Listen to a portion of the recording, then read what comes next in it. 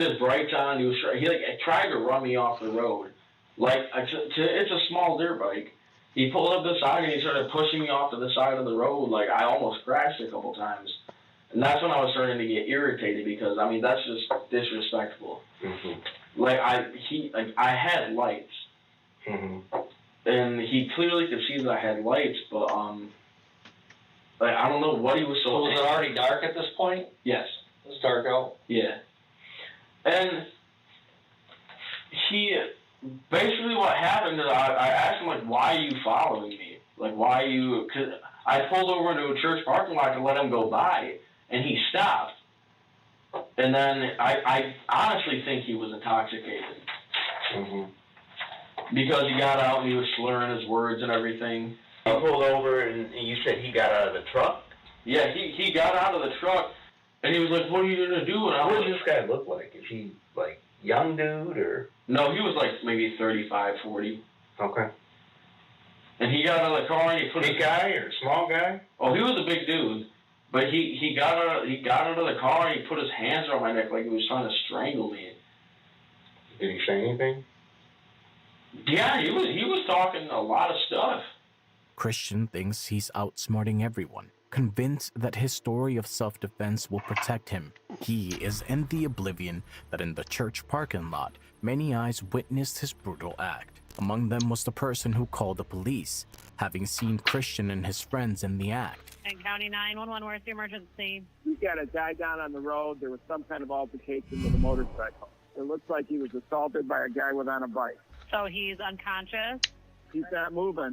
Are you all right, sir? Are you all right? Now watches his composure shatters when he discovers that the truth has already escaped and he is caught like a deer caught in headlights. Was anyone around besides you? Oh, yeah, some other people pulled up. Who pulled up? I have no idea who those people were. They were just bystanders. Did they say anything, or? Not really. They just looked. They saw him put his hands around your neck?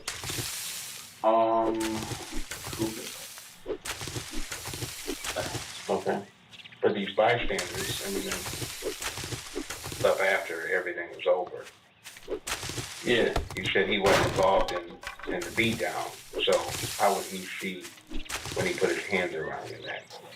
Well, he was there at first, but as soon as the fight started, that's when he wanted to shoot out. So he put his hands around your neck, and like it was like a really hard. It wasn't just like a play thing. He was trying to strangle me. And then what did you do? Well, like I used to be an ex-heavyweight boxer, so he hit me in the face once, and then I just lost my. Okay. Like I don't know. But I really feel bad about it. Like, I really don't like resorting to violence. Like, I hate violence, man. But I just lost my temper. Oh, well, what did you do? I mean, you lost your temper. Did you yell at him? Did you spit on him? I don't know what that means. I wasn't there. So you lost your temper. What did you do? Explain the beatdown. What was the beatdown? Well, basically, he tried to pick me up. He was like, oh, I could guarantee you he was intoxicated. Okay. And he got out of the car and he was like, what are you going to do? He tried to put his hands on my neck and everything, grab my neck. So I got him off me, and I hit him in the face a few times. He started to, like, stumble down. With what? With what? What'd you hit him with? My hands. Okay. Okay. And then, basically, after that, I kept hitting him, and I was telling him to please stay down before I have to hurt you more. Like, so I really don't like hurting people, but he was gonna hurt me if I didn't stop it. Okay. So I just had to completely make sure, like, he was immobilized, he couldn't hurt me, he couldn't hurt my friends. Your friends? Who's your friends? Just if one of my boys would have pulled up, like, I don't want him freaking out at him either. Like, I caused the situation. I take, like, full responsibility for my actions. Mm-hmm. So, all you did was punch him, and when he was on the ground, you kept punching him? Yeah. That's all? Were you punching him in the face, in the foot, in the arm? I don't, where was you hitting him? Well, I kind of lost control for a second, to be honest. Sure. But like I think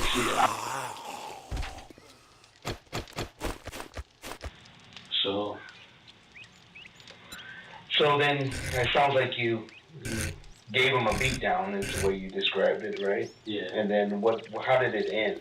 What happened at the end? Well, he was just laying there. Because I really knocked him out cold because I didn't want him to get back up. Christian's claims of only punching William are another blatant lie.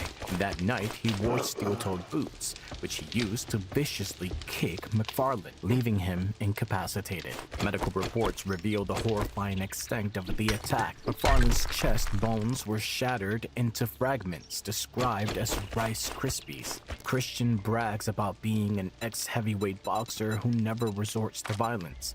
But if that were true, why didn't he call 911? Why did he flee the scene and post a chilling photo of his blood-stained hands instead? His actions revealed the stark contrast between his words and the brutal reality.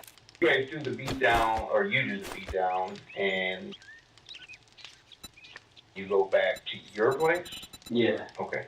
Now, what was Ryan riding? What was his bike or ATV? What was he riding? Oh, he wasn't on an ATV. Was he riding with? He was in a Jeep. Okay. He's in a Jeep. Okay. So you guys go back to your house, and then what happened? Was your people at home at your house when you went back there? We just got back, and we just hung out for a little bit. You said you contemplated and talked about what happened. What were you guys talking about? And what? You said that after he was gurgling, the guy was gurgling, and you guys left, got out of there, and you contemplated on what had took place. What were you guys talking about? Like afterward? Mm-hmm. Nothing. We're just trying to forget about it. Like, I lost my temper. I really hate being angry. Sure. Christian's story begins to unravel when the detectives bring in the two friends who were with him that night. Guys drove in like LVS and he's drilling a bill on one of them and stuff like that just to goof around. Sure. And then we were like, all right, let's just go dirt bike some more because it's getting way too dark. And then that. Yeah, but we were like, he's probably gonna be there soon. So he jetted off. I got on, we jetted off. Hat flew off, put it back on, and I couldn't find it. So I was like, he's probably right after looking for me because I could see like the blinking light, but like the four-way stop. So I get up there, and he's nowhere to be seen, and I'm like, oh. So so I go left for about maybe half a mile, and couldn't find him again. So I'm like, gotta turn around, he's gonna be back there somewhere. So I turn around, and I call him. I'm like, yo, Christian, where are you? First and I'm like, we're still out dirt biking, dude. I need to find Christian before we head back, because I don't know where I am. And he's like, all right, bro. Well, where are you back? Because I'm Hank. I'm like, all right, hang up. Call Christian. Doesn't answer. Going for a parking, looking both ways. I get a call from Christian. All I hear is like frantic, like moving and stuff like that. And I'm like, Christian, are you still driving? Like, stop. Like, answer your phone. And he's like, this dude's unconscious. I was like, what? This dude's unconscious. So I'm like, what? So I pull up some more and I see this like truck with the, hazards going off.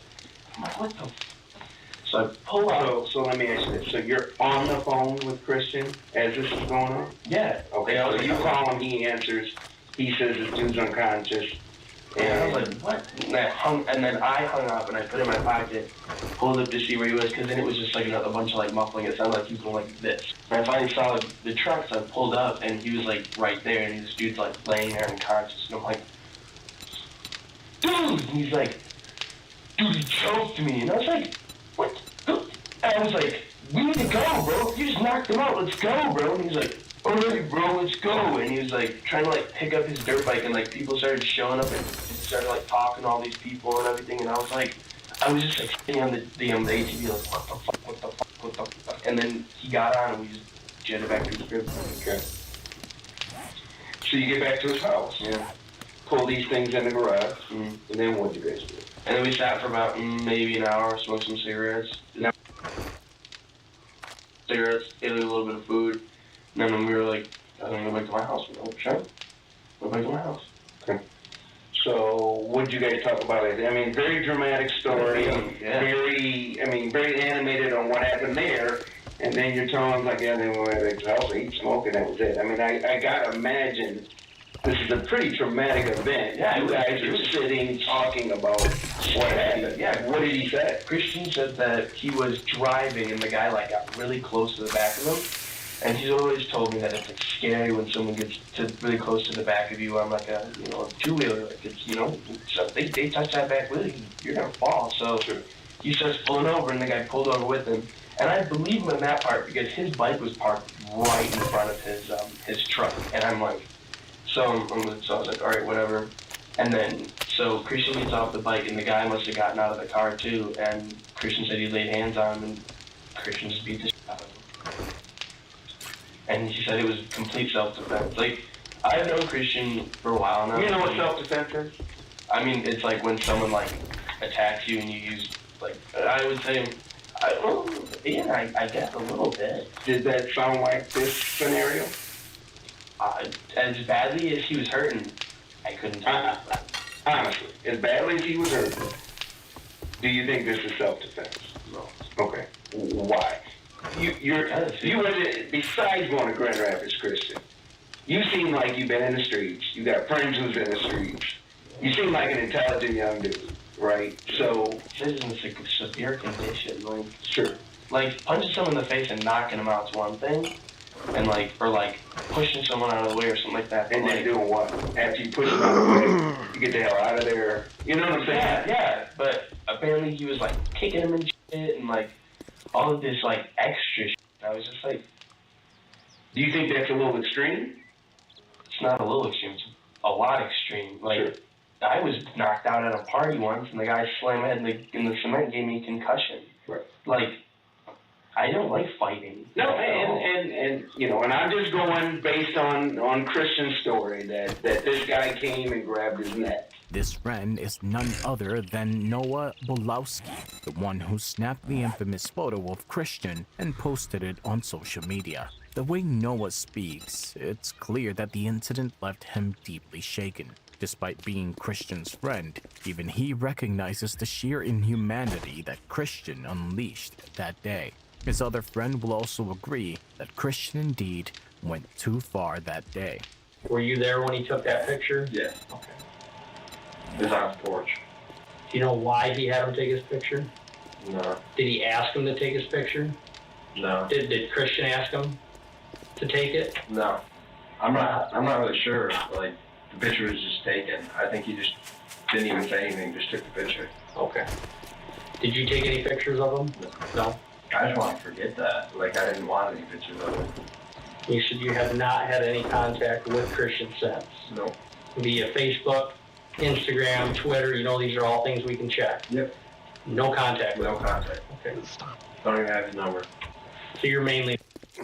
But I think I had some information that wasn't mentioned through all of this. So Christian told you he was on... Yeah, 2 bars of Xanax. Anything else? And then I witnessed him take 2 more that night when I told him not to. So when he came in this office, that means he was on it. Oh, he was tripping when he was here. Yeah. That was clear. And I think that's what started the fight.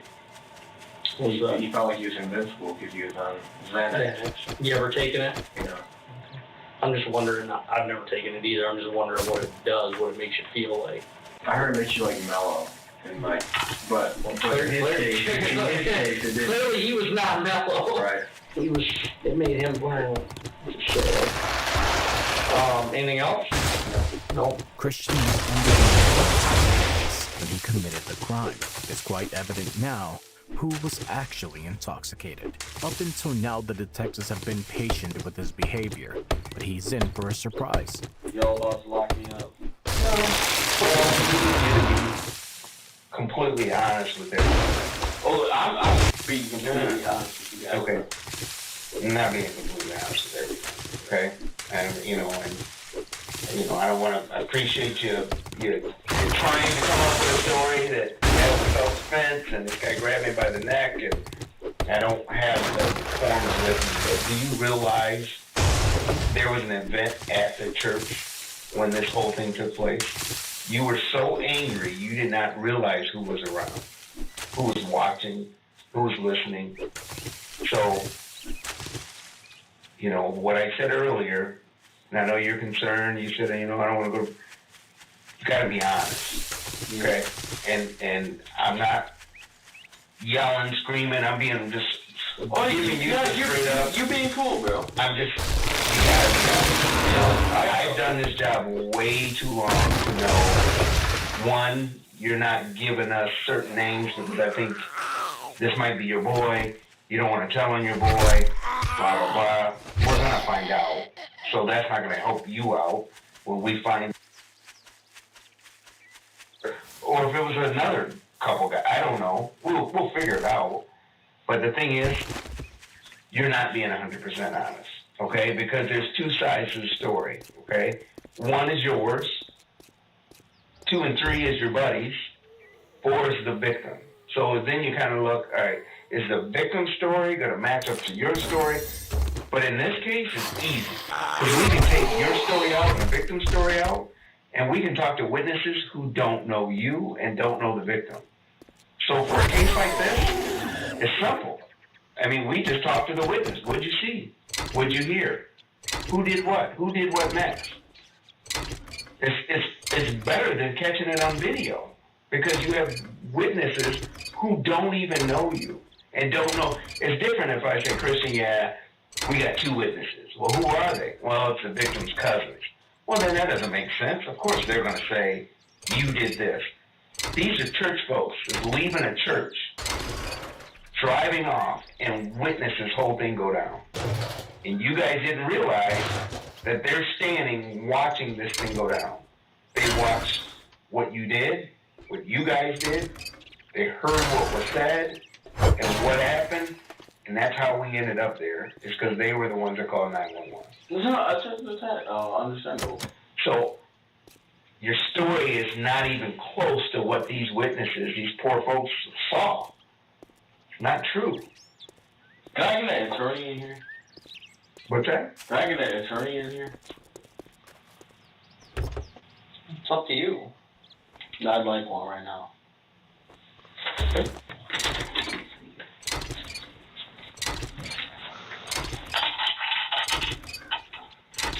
Oh, hell yeah. I never had these on before. Yeah, you're gonna have them on now. Do you think that's cool? What's cool? Having those on? No, it's just a new experience. Okay. But I mean, you almost like think it's like cool. Do you think it's cool to be here right now? I mean, no, I don't think it's cool. I don't think it's cool somebody put their hands on my neck too and threaten me. Okay. That's not cool. But here's the other thing I want you to realize, okay? You asked for an attorney, so I'm not asking you any questions. I'm just going to talk for a second. Yeah, okay? Go for it. All right? How old are you? Yeah. Okay? And you walked up in here, and you're talking to my partner, calling him bro. He's over twice your age. You should be calling him sir. I did call What I'm sitting here listening to, while I'm sitting here in my chair, is listening to a kid who thinks that he's just talking with 2 guys instead of understanding the gravity of why he's sitting in this room. Okay? Old. And you need to grow up, young man. Sir, can you please stop raising your voice? No, I will not, because you know what? You are not going to tell me what to do. Do you understand? I will follow Well, the complaint. I guess I'm gonna have to pay you. Go ahead. Go give me my fucking lawyer. You think this? Hey, no. You see what I mean? Oh, sitting there calling me a nigger? I never even called one of my partners. I never even called you a bro. Really? What did you just say? That's your problem. That's why you don't understand Well, the gravity good of luck. why you're sitting in this chair at 1:30 in the morning. Because you're Don't test my kid patience. who thinks he's a Fed tough on guy. my walk. And you want us to sit there and believe that you're just driving down the road on your ATV and this guy's honking his horn and you didn't do nothing wrong? You got an attitude and it shows by the way you're talking to my partner and me. He was a 5-year-old man. Hey, he also put his hands around Okay, me. okay. So you're gonna say that so all these other Be witnesses careful out saw what there. happened. You wouldn't We're want doing to. a search warrant at your house right now. Oh, you are, huh? Yep. Yeah. All right, we'll get my attorney in here You right have now. no idea who you're playing with. Yep. Oh, believe me, I do. The Yeah. ATV, the bike is coming out of the garage right You now. got money the this ball's out of the time, or garage, you just here to everything. piss We me had it off? all. There's no blood in the garage, cuz. Okay. Okay. You slipped up, buddy. You got a lot of growing up All to right, do you're yet. not as smart as you. Get me an We're attorney not in bringing here. an attorney in here. Oh, yeah, really? Okay. I'm gonna sue the f*** out of y'all. We're not I have the right to an attorney. You do We're have not in here right now. and you can get And one. when you go over to the jail, and then you can call and get an attorney. Okay? What the f*** am I going to jail You'll for? find out. Find out. Big tough guy. You're a You'll tough find guy. You out. know all the answers, bro. Y'all some assholes, bro. Christian played right into the cops' hands, and now they had to break the gravity of the situation he is in. We're doing a search warrant at your house right now. So my boss is out there at the house. I got a search warrant. Magistrate signed it. So Look, I got nothing to hide Thank you in my very house. much, and now you I can go know. fuck I hear yourself. you, but I'm just letting you know what's going on. I mean, I don't want you to think that I'm do anything. I'm not Oh, making no, this stuff yeah. up. Yeah, you're keeping it 100, bro. And you know, there is blood inside of that garage. And In my garage? Chris, okay. I don't know what other way to tell you, man. I'm not making this up. When I said, I hope you understand, what I was saying was, I hope you understand that, like, why I'm nervous about the whole thing, about meeting you and everything, and the whole thing about breaking the law. That is what I'm most concerned about. And I don't want you to, I mean, I just want you to understand, and I know that.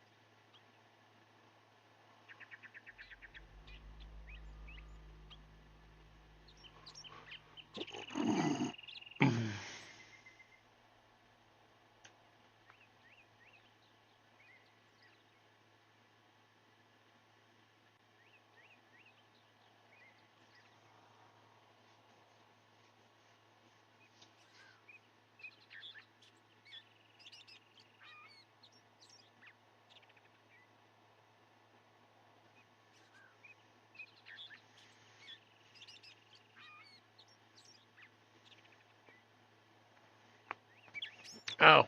Ow. 4 kids without a mom, husband without a wife. Grow up. It's time to grow up right now. Meet 17-year-old Jordan Buckley, a teenage killer who thought he could get away with taking the life of an innocent woman. But his plan is about to go up in flames, all because of one phone call. Jordan Buckley apparently was one of the two boys at the park who took in the brand new. Now, as he tries to lie his way out, Jordan will realize that neither he nor his partner in crime can escape the law. You can't take him to jail. There's bad people there.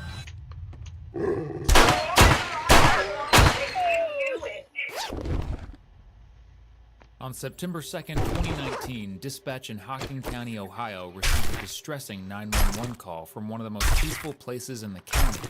That is my... Ow! What? 911. emergency? You got the crazies. Ow. Ow. Okay, take a breath. You're at Old Man's Cave?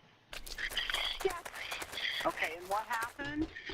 I think my phone. No words could truly describe the scene.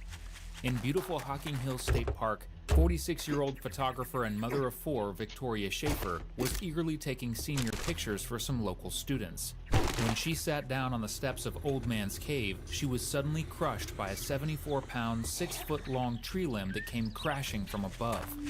She was killed instantly, and immediately, law enforcement knew it was no accident. It was clear to them that someone had thrown the log from one of the upper trails. But they didn't find out who until they got an unexpected call from a student pointing them in the right direction. I called at the bus with Bailey. Her now at the park. Jordan Buckley apparently was one of the two boys at the park who partook in the bridge falling down and hitting Miss Schrafer. I didn't know about this until this morning on the bus when Bailey told me, but she has a message on her phone. I don't know if she deleted it now that she's told me or not, but of him saying that there's something serious happened. It was right after apparently the incident at the park, that something serious happened at the park and that he needs to talk to her, but he can't send it over text. And then apparently on the 3rd at school, he told her what happened. He says he's not the one who hit it. His friend who he's with was, but I don't know his friend's name. Thanks to this girl's call, police finally had a suspect to narrow in on, which quickly grew into two, 16-year-old Jaden and 17-year-old Jordan, two Logan High School students who were known to have been at the park the day of the incident. The following footage has been provided to us via FOIA request from the Hocking Hills County Sheriff's Department. Because both of the boys are minors, they are legally allowed to have their parents present for their interrogation. Jaden is joined by his mother. Unfortunately, her jokes fall about as flat as her son's lies are about to. Like he said it in for 2 hours. I'm ready to go. Mama, have you sat that seat? You know, I'm putting him on the best here for you. Hi, who's here? Jade. What's up? Jade. I was gonna get a picture of our hair. I said it in 2 hours. Yeah, we're sorry. Are you kidding me? I've been sitting here for 2 hours waiting on you guys. I know. I gotta be at work. If I do that,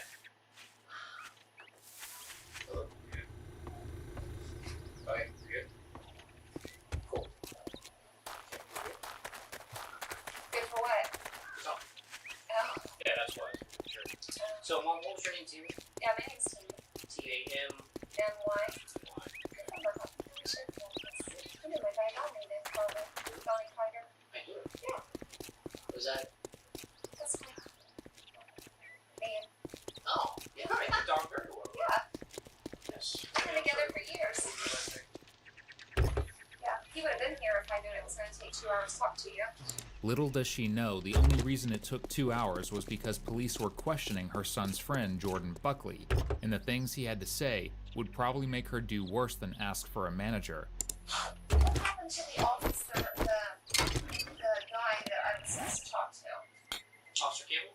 No. The other officer. Sean? Captain Johnson? Yeah, where'd he go? He's in another room. He's in another room. He's like, well, I didn't see him with you and Jaden. And I'm like, where's he at? Oh, no, he's He in never another said room that we were talking to you guys. He said we were talking to him. You are his guys. You're a sheriff department guys. He's like a forest ranger guy. Yeah. So what we do when there is an investigation involving different jurisdictions, we form a partnership and actually work together. Okay. So we work together all the time. Yeah. So we get recorded or something? Well, everything we do is audio. Oh, then I can record it too then, right? Getting the kids lunch. I'll be right back. Jaden, they're out of chicken sandwiches. No, just every time he eats lunch here, they're out of everything. You got all peaches up good. Thank you. Out of cheese sauce, out of hamburgers. I'm not so sure they'll be able to get something better in juvie, But at this point, that seems completely lost on Jaden and his mother. Detectives read Jaden his rights, then begin the interrogation in earnest. Where you like to go? Ride the bike. Right in town. I usually go to Lancaster Skate Park. Go where? Lancaster Skate Park. The next place right beside the pool. They don't work for the natural resources. Like going out to hiking. I mean, I like to hunt. I like to hunt, that stuff, but hiking, I don't really like walking a lot, so I just ride my bike a lot at the same time with my friends. Who's your friends? Johnny, Cole, Garrett. This is a lot of people. Just played football. I've played every sport. Track. I tried to run track one year and I got on right so I wasn't allowed. You played football this year? No. Did you play last year? No, I quit sports back then.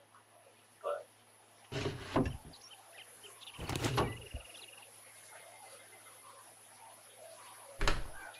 how about you said Johnny and Cole? Who else?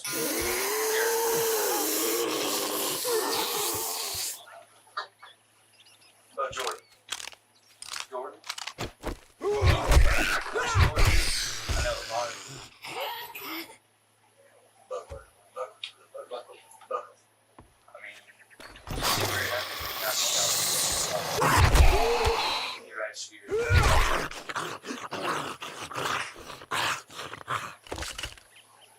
What about Miranda? I know her.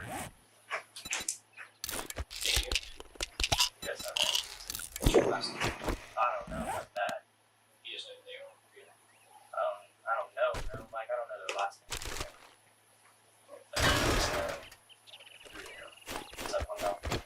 Jaden may be trying to distance himself from Jordan, but Jordan certainly didn't hesitate when police asked him for Jaden's last name. Well, so that day, me and my friends, I don't know if you guys want me to give you their names or not. Oh, yeah. It doesn't really matter. Jaden Churches was with me. We've been beating around the bush, and I'm just going to get straight to it. There's an incident at Hockey Hill State Park. I know that you was there on September 2nd. Alright? Yes, I was there. Okay. Tell me about that day. We pulled up, and we were about to go hike and go down and look around. And then some dude comes running past. And he's like, somebody just got hit with something. And so we're like, what? And we turn around and we leave because we don't even want to go down there to see it. Right? And then once we're walking down, the ambulance is pulling up and all this. And we just, the Miranda, they did.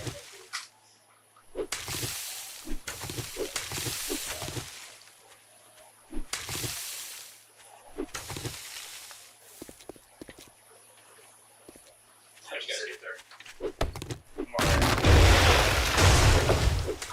First on the front.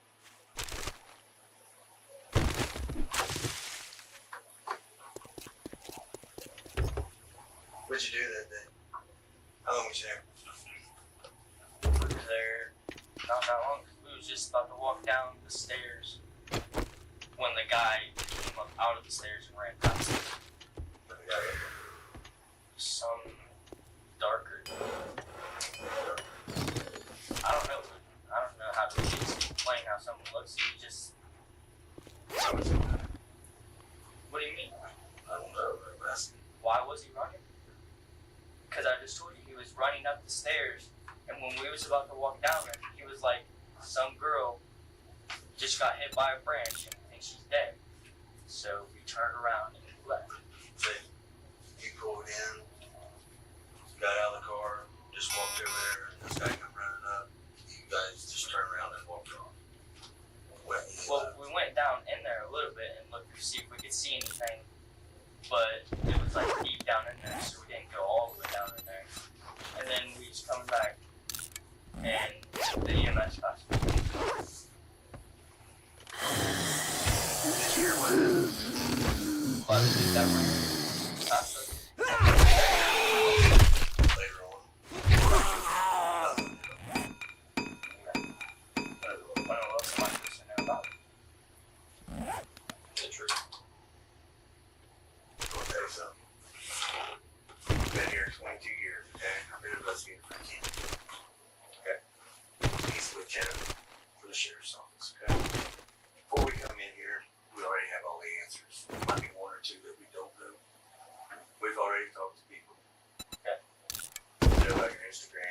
got intel of a lot of serious accusations of dead body against you.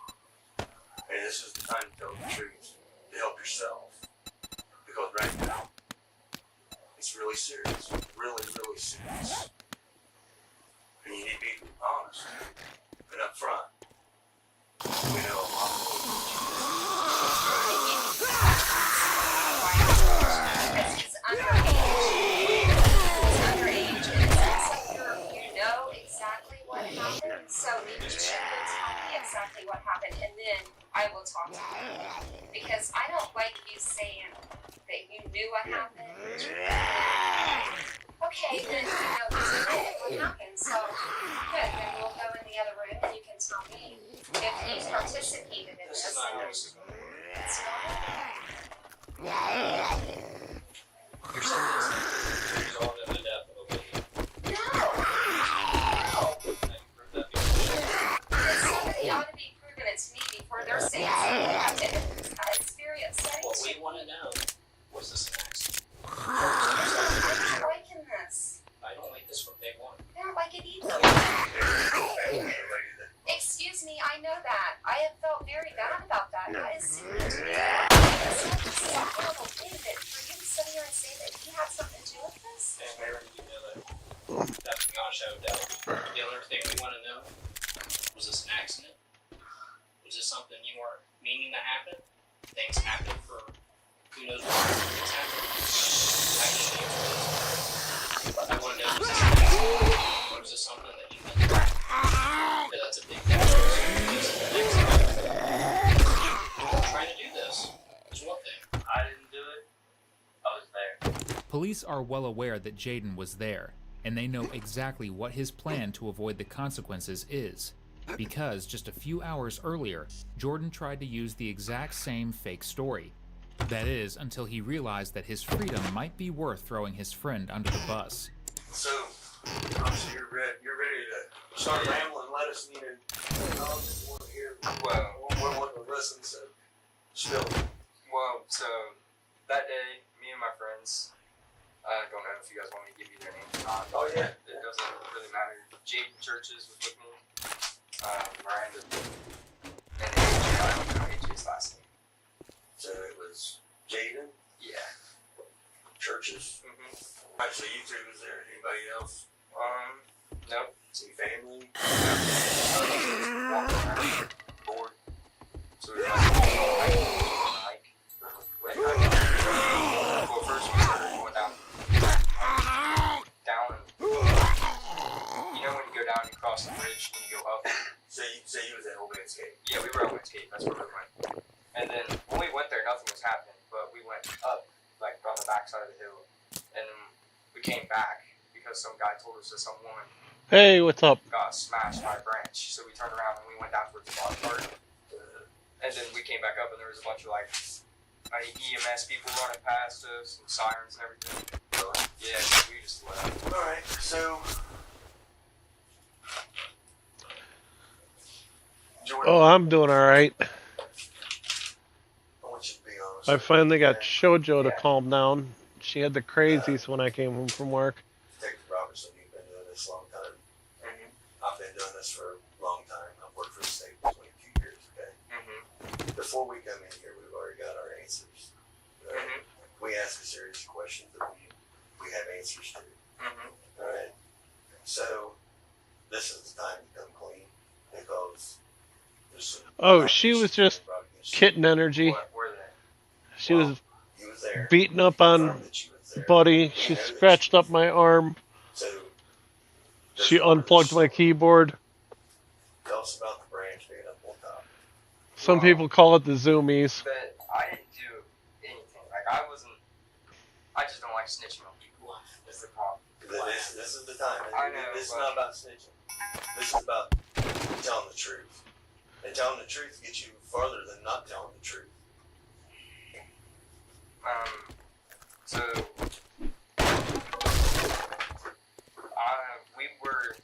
me and Jaden walk all the way farther down, like clear to the end, not where the metal bridge is. This guy did say that to us, but we did end up going back down. But I skipped the part. Yeah, I'm alright. We walked She all the didn't way hurt me down that to the bad. end, She's just and Jaden getting crazy. Off the branch. Not a branch. It was a log. It was a big log. Like, She irritated the hell out of Buddy.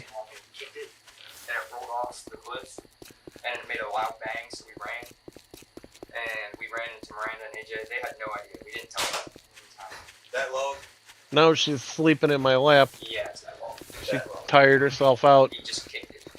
Picked it up, pushed it or anything. Just kicked it. How big was it? This big, probably. This wide. Where did you kick it from? It was like on. We were a great part, like far back, and it was on this part. And then here's the cliff. It was like right here. How far away from it was it? Right off my right there. Right Well, she's still a kitten. Like rolled down the hill. So she gets that energy and she wants to play. And she wants somebody to play with her. Like, stumbled on it. Did he pick it up first and carry it? No. He didn't pick it up at all, but I saw him. How did he get on the other side of the tree? I have no idea. Jordan will eventually have no choice but to explain how the log got on the other side of the tree. You can only weave a tale with so many lies before you trip yourself up in them. Moving forward, you'll hear detectives repeatedly refer to a pact the boys made. That pact was to stick to the first story they told, that they simply showed up after the log had already fallen. It takes each boy about 15 minutes to decide that pact isn't worth the screens it was typed on. So tell me what happened, step by step. Like, basically what I was saying. When we walked up by the stairs, I'm not gonna say. You have to say names. Jordan walks, like, we were walking, and then there was this log, and he kicks it, and it starts to slide. So you're saying Jordan kicked you? And then it slid, and then we left. Okay. You can. Did you touch this log? Because here's the thing. What was that again? Said, did you touch the log? Because when we talked to Jordan, Miranda, and AJ, they all said you're the one. I grabbed the log. Okay, so you touched the log. I touched it, but I did not pick it off with rope. Then what happened to it? How did that smash away? It got kicked off the edge. Who kicked it? Jordan. Jordan kicked it? Yes. Are you sure? Yes, sir. You talked to Miranda? I know that. AJ. I know that. I know about your pact with Jordan. You guys already had this rehearsed. It took him about 30 seconds to break down. Same thing with Miranda and AJ. They're pissed. They didn't want anything to do with this. I get this. Yeah, what they were saying. You guys are honest with yourselves and others here. You touched it. Yes, When I did you touch it? When? Yes. Before it fell off. I gotta look into science. Before it fell off. Yeah. How did it start sliding? Jordan kicked it. Which one's Jordan? That's Jordan. So Jordan's the one that kicked it. Oh, I still need books. And it Damn slid it. down like this. That's the Kicked like the corner of it. Yes, that's how it went off. Just to make sure I understand. This is the log. This is the log. You flipped it over. And after you flipped it over, you didn't touch it. That's what you're saying. Yeah, that's what I remember. And this is Jordan. This is you. This is Miranda and AJ. And Jordan. I was standing, like, right behind you. Do you know what's in here? Do you know where you're at? You're in the Hockey Hill State Park, but do you know what specific part of the park you're in? Only that's where 1.5 million visitors every year come out to see the landscape parks, right? So directly underneath, you know what that is? That's the actual landscape. I'm talking the actual part of the landscape there because what do you think's down there? People are gonna have people. If something were to fall off, what do you think would happen to the person?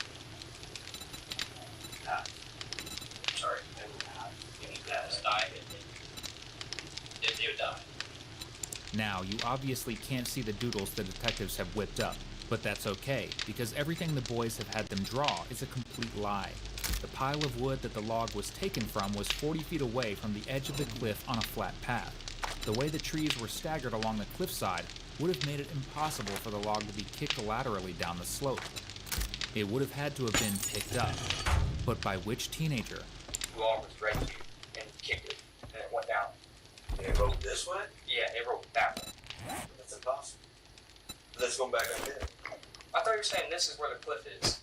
This is the cliff edge right here. Stairs are down here. This is your cliff's edge. There's trees. Yeah, so okay, so there's standing trees. Let me do it for me. I messed it up. So if this is the cliff's edge, there'd be a tree right here, there'd be a tree right here. And the wall was in between the trees when you kicked it, and it just rolled down. So these are two big trees right here. No, there's two big trees. They're laying on the ground. These logs is over here. On the ground. So if he kicked it, it's going to hit this tree. I didn't even know there was trees on the ground. Did you guys pick it up and carry it across? I Did didn't you pick guys it jack up. it around? I didn't pick it up, and I didn't see him pick it up. As far as like, he told me he kicked it. Where was you at when What was you doing when he I was messing around. I was behind him. Because before that, we were like standing on branches and like hanging on them, but they were farther back. I wasn't this close when I was doing that. And I was just like bouncing on them. And because before that, there was this branch came on, and I hung on it over this like bridge thing, and it bounced me up. But it didn't fall off, so it was fine. And I walked back over, and I just kept doing that going forward. And then I heard a loud bang, and he started running, so I ran with him, and he told me he kicked the log off. Screaming?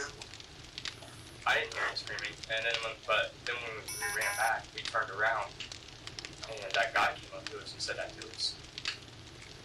The black guy.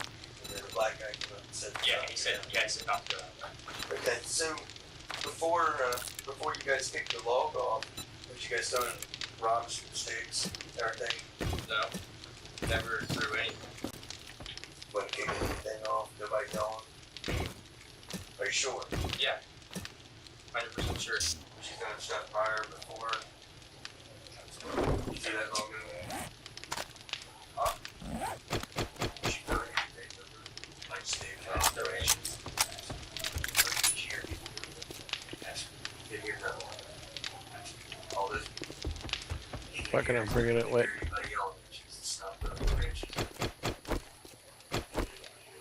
Yes, sir, because I didn't throw no back over. Throw rock. Yes, sir. I just told you I did not throw anything. According to reports and witness statements, both boys were intoxicated as they embarked on their hike. It's been stated that rocks and sticks were being thrown, and that in general, the group was acting rowdy and drawing attention to themselves. That, of course, makes it much harder to get away with killing an innocent lady. This is very serious. Okay. I know. Right. I know you're scared. Best thing for you to do is tell the truth. Okay? Yes.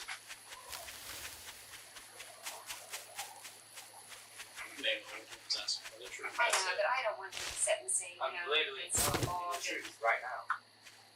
Like I've done told you the truth. I'm not protecting her. Everyone else is telling us you're the one that kicked the tree over. You're the one that did it. Okay, I did not pick it up. Did you throw it off? No, sir. So you flipped it over and Jordan kicked it. Yes. Why did Jordan flip it over? Huh? Why did Jordan kick it off? Why did you flip it over? I flipped it over because we was going to take it off. Because we just wanted to be like, oh, this would be fun. Right? You shut off the girls. See how things So I flipped it down like second thoughts. Was there anything He texted me. Or he texted me. And he talked to me about what happened, the situation, what he said. So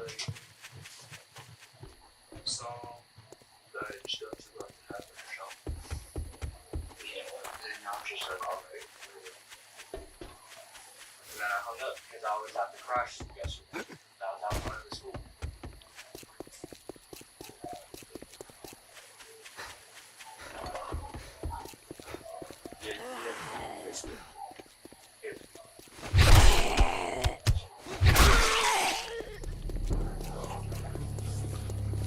So here's the word. Go back on check. They give you this information and stuff that we consider everything in accounts. We can click on that and what we were saying, it was still there. Just stuff the conversation that you had last night. Then you already know what he talked about, right?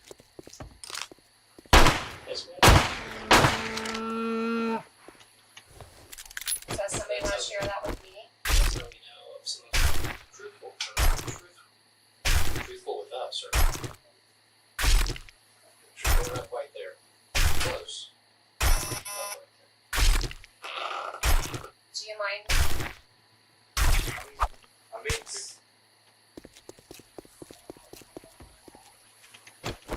why would they say you're the one that made that little girl clip? If they're sitting there watching, maybe because I was close to it, I guess. I don't know. But I watched, you're over here, Jordan, with my eyes. Absolutely. Do you know what? You guys, I'm being very patient with this in some sense. I'm trying to talk to him and saying something being honest. I'm trying to talk to you to get the truth. He just, you know, how That's not the truth. I just, so you're trying to get him to say something that I'm trying to get this out. That's what I'm trying to do. Not a trick. I don't understand. Not a trade. You have his phone, you have... Just trying to get this way. Because at the It's end of just the day, too at the end of the day, I know that.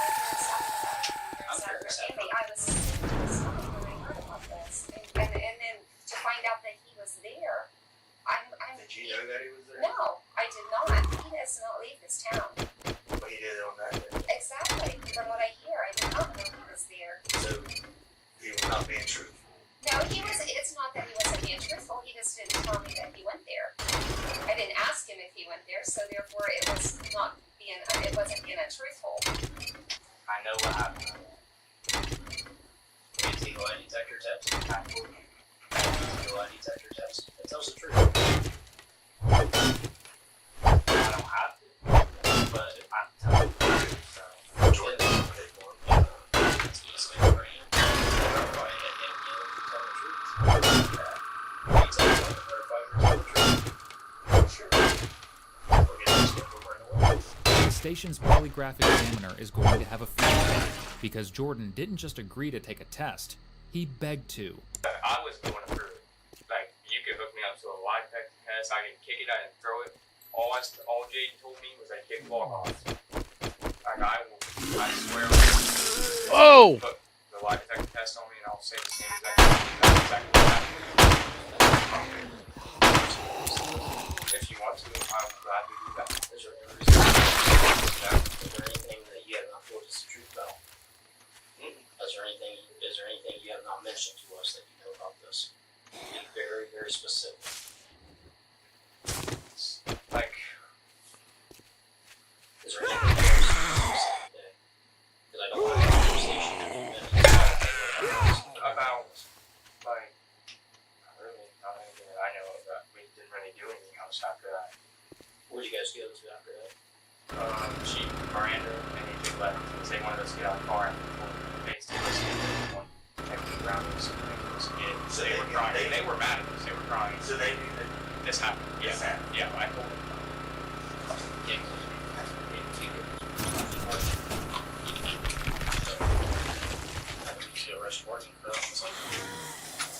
You better do the lie detector test first on Jordan, don't you think, before you arrest him?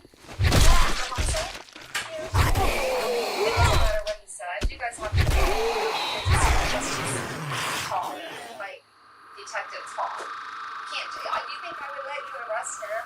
Like Jordan's parents would let you arrest Jordan without a lie detector test? In the United States, there's a thing called probable cause. You know what? I do have a choice.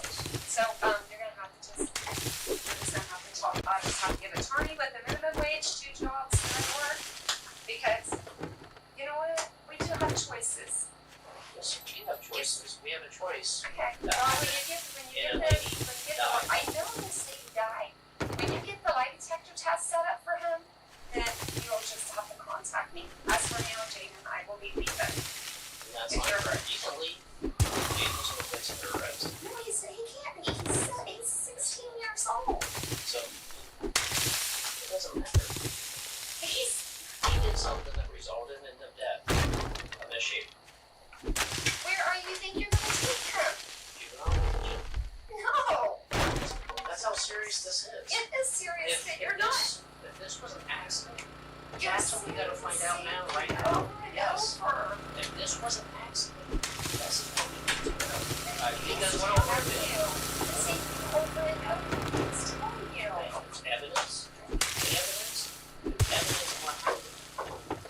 So, in the meantime, you guys both touched it. You both resulted to the death of another. You're both gonna go for homicide. Unless there's anything you want to tell me. I told you everything that happened and everything that You gotta be completely honest. This is your life. I know. Miss Schaefer's life is already over. I know this. We gotta make her life right. The person who's responsible for her death, they can damage her. I know this. And I told you what happened. I told you who kicked it off. I told you who flipped it. Grave robbing bastard.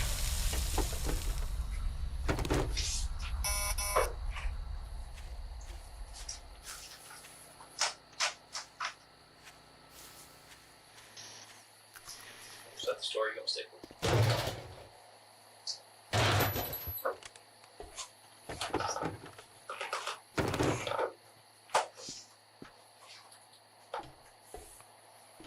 Troy, you got anything else there? No. I was there that night. Let us 74 gallon of dose to leak said. A what? You can let us 74 gallon of dose to leak said. A human body. Sure. Yeah, sure. Sure, I know what happened. What happened?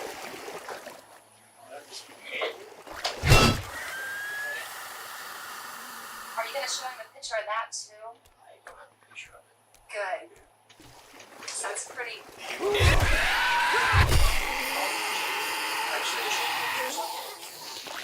Excuse me. What my son did?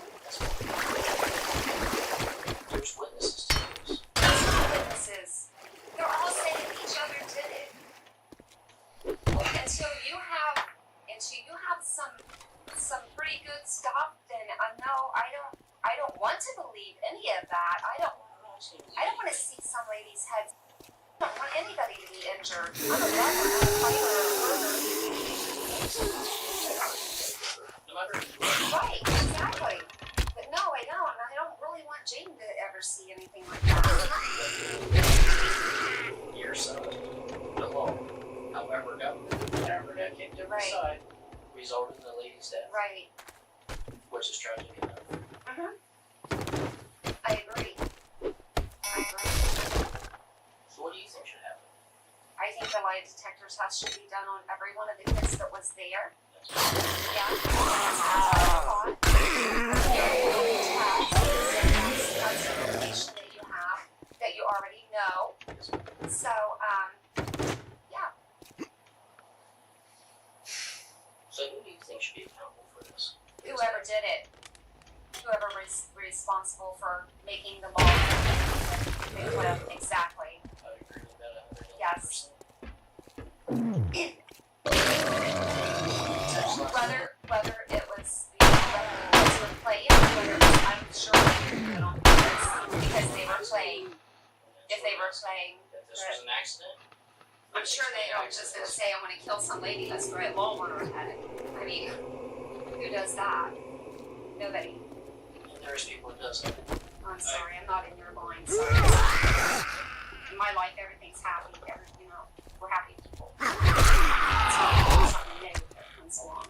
Aside from negative being a bit of an understatement here, it doesn't seem that things are quite as happy as Jaden's mother is trying to paint them. As you'll see later, Jaden has a very close relationship with the school resource officer, who makes a reference to knowing when he's lying. In court, Victoria's husband actually made a statement regarding rumors about both of the suspects. The we received about these teenagers was very disturbing, such as they showed no remorse at all. They were selling drugs at the high school bathroom and thought they might have been arrested for that. They were members of the gang. And even if they were bragging about what they did, and they had no intention of ever. While we can't validate anything else that Victoria Schaefer's husband claimed, it was widely circulated in the media. However, we do know one thing. Jaden was bragging after killing Victoria, and what he said certainly is disturbing. My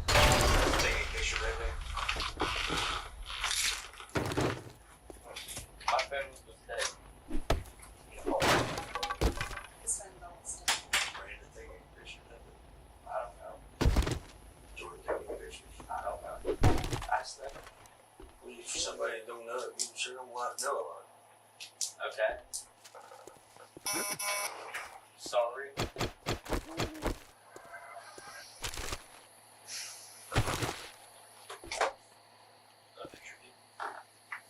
This is a serious thing. I know this.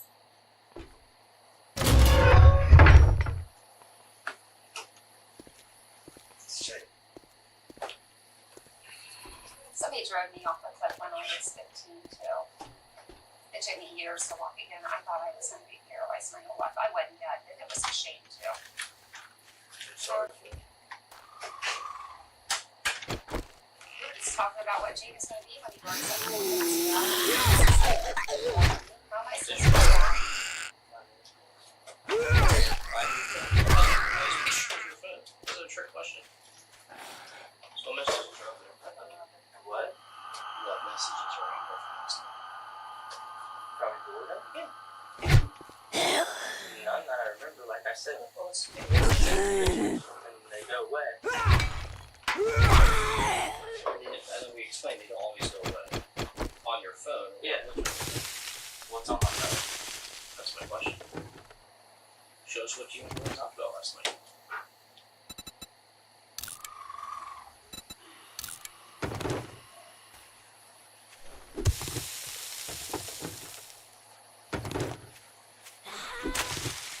But do me a favor, Steve, with the display data cycles. Just make sure to update it. Well, I understand. I have to download the app because I use my other phone. Like I have my phone that don't work, like I use it on Wi-Fi, that just got shut off because I just got this phone, so I have like nothing on it. I do want this How brass. does it talk to work last night? On the app on my other phone, but I'm that got for you. I'll put it back there. Perhaps unsurprisingly, the texts have magically disappeared from Jaden's phone. Jordan, however, is happy to tell them what was said. Well, a version of what was said that makes him look good, at least. So I kind of knew what it was about, so I kind of texted Jake and was like, dude, something's gonna happen. We're gonna get caught. And I said, I don't know what you want me to say, but I'm not getting in trouble. I said I won't tell them, but if they ask me, I'm not gonna completely lie and get myself in trouble. And he said, okay, I'm not. I called yesterday in the parking lot, and that's what I said. So you called yesterday. That was I called it. And this little girl said, Yeah, he said that in front of me. so the girl would say, He said I already caught a body by the age of 16. So he more bothered me was funny. He said what? I already caught a body at the age of 16. you think this is funny? I don't think it's funny. I think that's the only reason I'm telling you this because I think it's serious. It's very serious. Someone lost their life for someone being stupid and messing around. I have to say something because this is just me being. I told Bailey that I did do this with him, but I did not. I was just trying to act cool in front of her because I thought it was cool, but it's not. After I realized the severity of it, and Who's going to beat you? charges.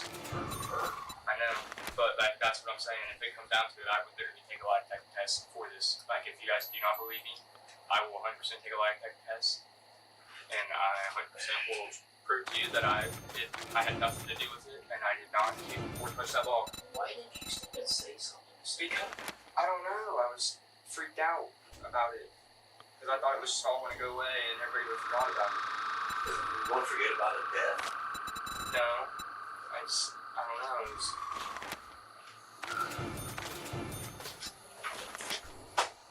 ever see what a woman looks like with her head? No. Do you want to see it? No. Yeah, that's the thing. It's an irresponsible act. I know. 4 kids without a mom. Husband without a wife. Grow up. It's time to grow up right now. What you do and what you say from this point on is going to affect the rest of your life. If there is anything you have not told us, anything you held back, anything you don't want to tell us, maybe you guys were kicking the ball together. You got to tell us right now. I did not kick that log with him. I swear on everything. Did you touch that log? Come on. Wait a second. When I was standing in front of him, he said, Wait a minute. Before you answer, I want to tell you something.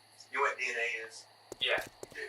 Yeah, I know what DNA is. So I touched the log to move it out of the area. But To move it out of the area. To move it, it was right in between these trees and he pushed it out. And then I helped him push it out, but he kicked it down. I didn't kick it. So I did touch the log. So you helped him? No, I didn't know he was going to kick it off. But you I helped him pull it out, yeah. You didn't come from this pile of there. No, we did not carry. We did not carry it. I swear to God, I didn't carry that log. He'll tell you the same thing. I did not carry that log. Okay. I don't know. I know for a fact that log had to be picked up. How would he pick up a log? Jaden's smaller than I am, so I don't know how he would pick up a log and carry it over a tree. I carried that thing up by myself. I know, But I'm a little guy. you're bigger than me. You're a lot bigger. Like arm-wise. I'm a lot older than you too. Look at that. Is that King Leader? I didn't carry a log. It's all I'm saying is I didn't carry it.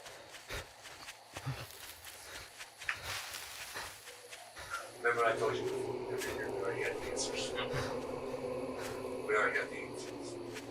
I know, but I did not carry the log. Where did you pick that up? Hey, what's Well, I going didn't pick it on? up. I just put it. I dragged it. When you dragged it, where were you standing? I was right here, like right beside Jaden. Both of the boys have been trying to throw each other under the bus, but Jordan actually isn't the only one to say that he said he already caught my first body at 17. In a separate interrogation, Miranda, who was in the car after the incident took place, said the same thing. Jaden, at one point, I don't remember the conversation before this, but it was in the car, like after it happened. Like Jaden worked where I caught my first body at 17, and then he left. Like I remember that. Who said that? They may have felt like they could get away with anything, but the entire time, detectives really have known everything, and they have the forensic evidence to prove it. There was a clear indentation in the soil where the log was taken from. That indentation was near the pile of logs, 40 feet away from the cliff's edge. The log was undeniably moved there and put into place on the edge of the cliff with a clear plan in mind. But it wasn't simply rolled off the edge. The location of the trees was the first giveaway that was impossible, but the second giveaway was just how far the log flew off the side of the cliff. The boys have no idea that there is a ledge beneath the one they were standing on. In order to clear that ledge, the log would have had to have been forcefully thrown, not rolled. In addition, the log weighed 74 pounds at the time of this interrogation, after having been dried out for over a week. Throwing it would have taken actual effort and strength. I'm not trying to lie, you know.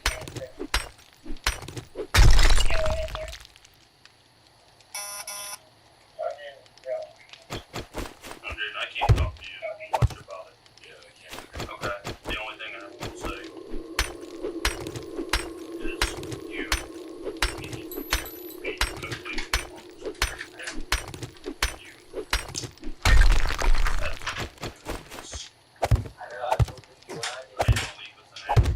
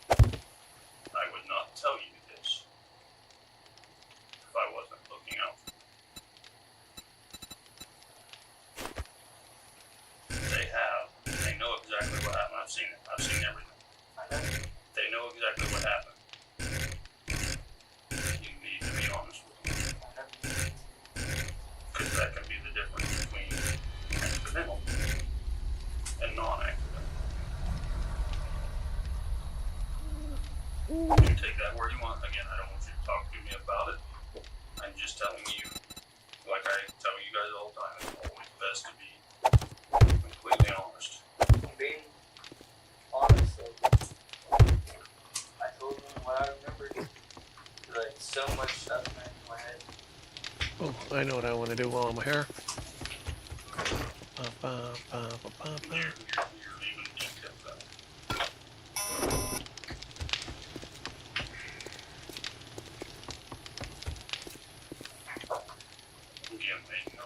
Alright, aesthetics are important.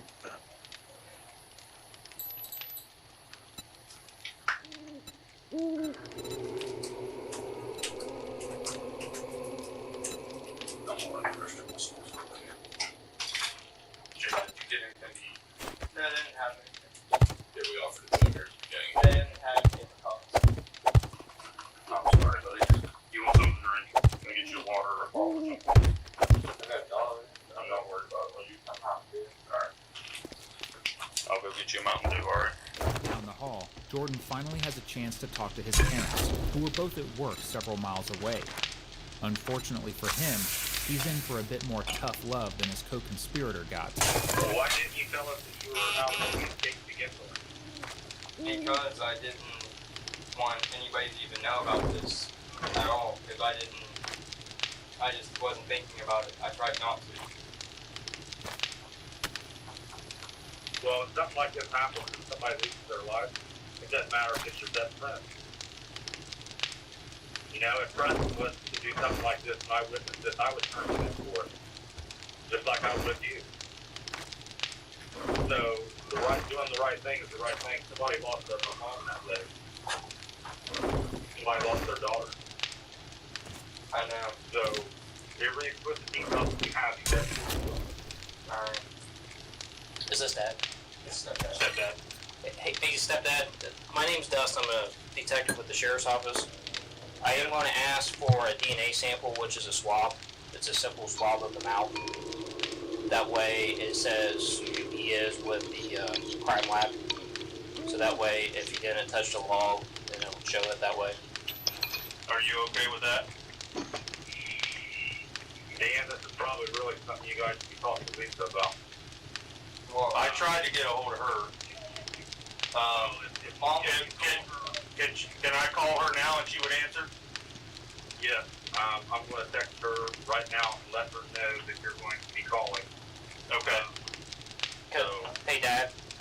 This is something we can There's do a the search crazy. warrant for him, and I don't want to do that. I want to do it with his cooperation and yours, because I don't want to muddy the water or make. And Chris will be totally cooperative, but he's stepdad. So I would be he's saying right now he wants Mom to make the decision on it. Yeah.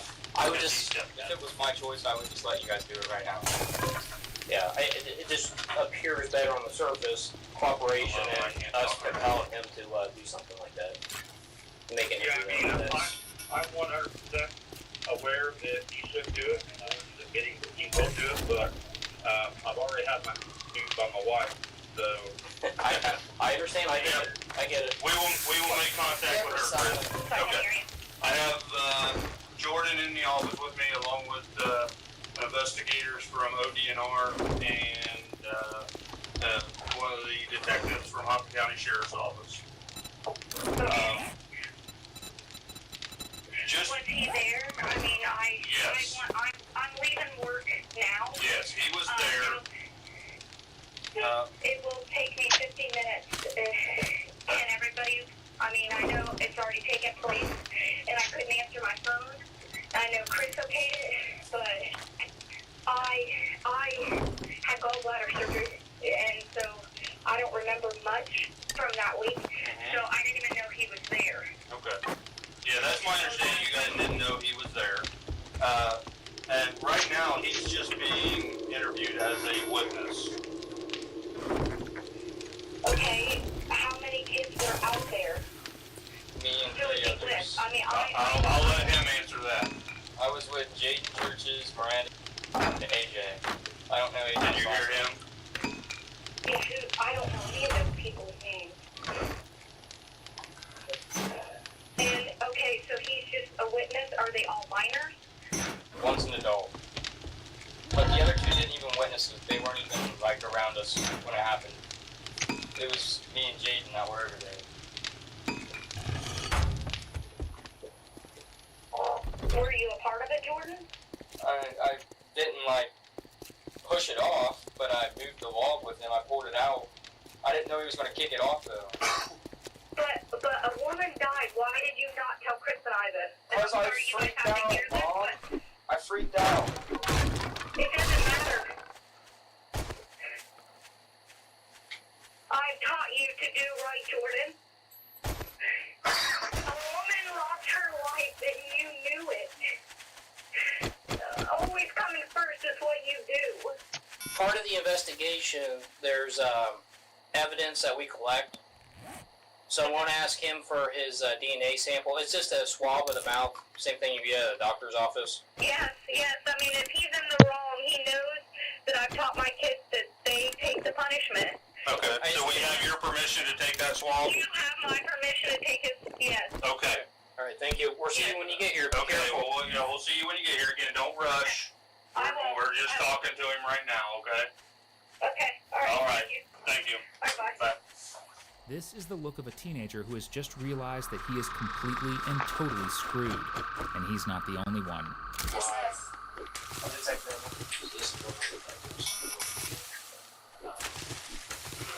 So Troy, if you want to explain. You just woke up. How can you be crazy already?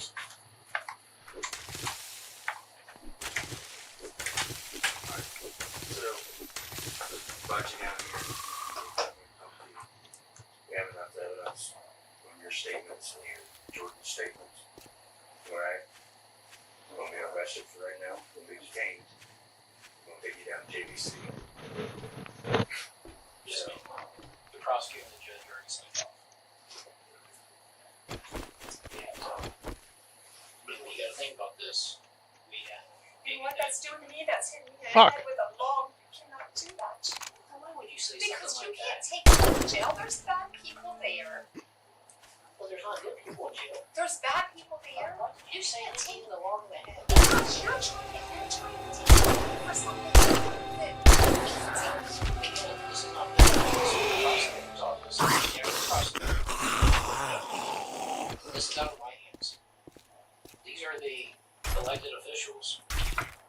you're just gonna take him out here with him right now through this school. How's that make you feel? It hasn't made me feel very good at all since the beginning of this is September 2nd at 6:20 when I got that phone call and I seen that lady. It has not made me feel good at all. This doesn't make me feel good. Do you know what? I have raised this boy for 17 years by myself, and this does not make me feel good. Why would you take him out of the school like this in front of these people? There's no one. There's a car right there waiting. He's never been away from me. This is not my decision. He's never been away from me. You can't just take him down there. Yes, ma'am, we can. So, stay in that please. No, you guys. You're going to have a court date tomorrow. Today's Thursday. So Friday it will be in front of the juvenile court judge.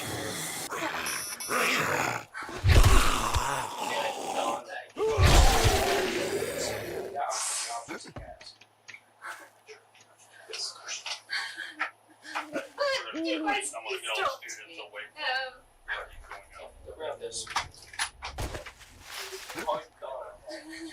Gotcha.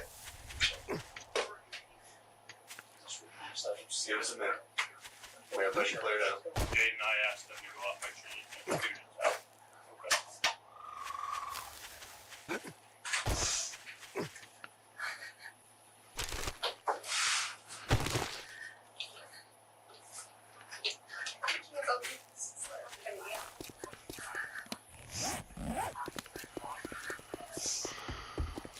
You're not going to pay handcuffs or something on him. Maybe that's our policy. Oh my gosh, what a great way to start off your life when you're 17. Can't you just like walk him out here? He's not a criminal. Miss Schaefer was 46 years old. Pardon me? Miss Schaefer was 46 years old. I know how old she is. I read. What are you telling me that for? You're saying he's 17. I'm telling you Miss Schaefer's 46 years old. Just like you're fine about a wall to the head, that was uncalled for. I have not treated you with disrespect whatsoever. Please don't treat You're me with ripping me apart. You just can't And take I'm my not doing pain. anything. This is the prosecutor and the judge. I am following their orders. I cannot disobey a judge. Alright, are we clear? What's your day? Alright, Charles. Oh my god.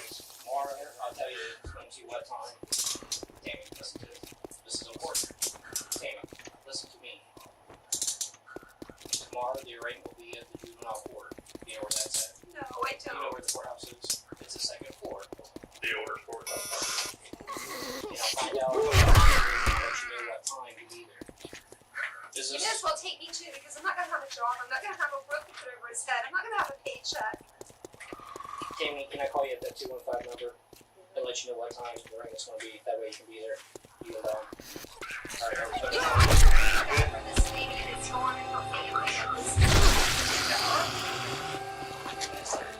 This is going to rip my family apart. I'm going to lose my job.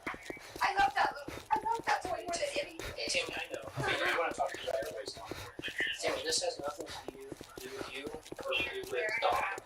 Me and Donna are friends for a long time. I don't care what you guys are. I don't care. I just want him to hear me. So this is my backbone. I want him there just so I feel safe. Because I can't do this by myself. I work minimum wage, 2 jobs, put a roof over James' head. I can't leave work. I don't have time for this. Timmy, I have never said anything to you where you didn't raise him proper or show him the right way. Because I can tell you, sitting here talking to him, he was very respectful. He was a nice guy to talk to. I don't see that a lot. But to take him to jail without anything. Both Jaden and Jordan were taken to a juvenile detention center, though just a few weeks later, it was decided that they would be tried as adults. They were each charged with murder, involuntary manslaughter, and reckless homicide. When faced with court, both of the teenagers took plea deals, pleaded guilty to 1 count of involuntary manslaughter each. As a result, they were both set to serve 3 years in the juvenile detention facility.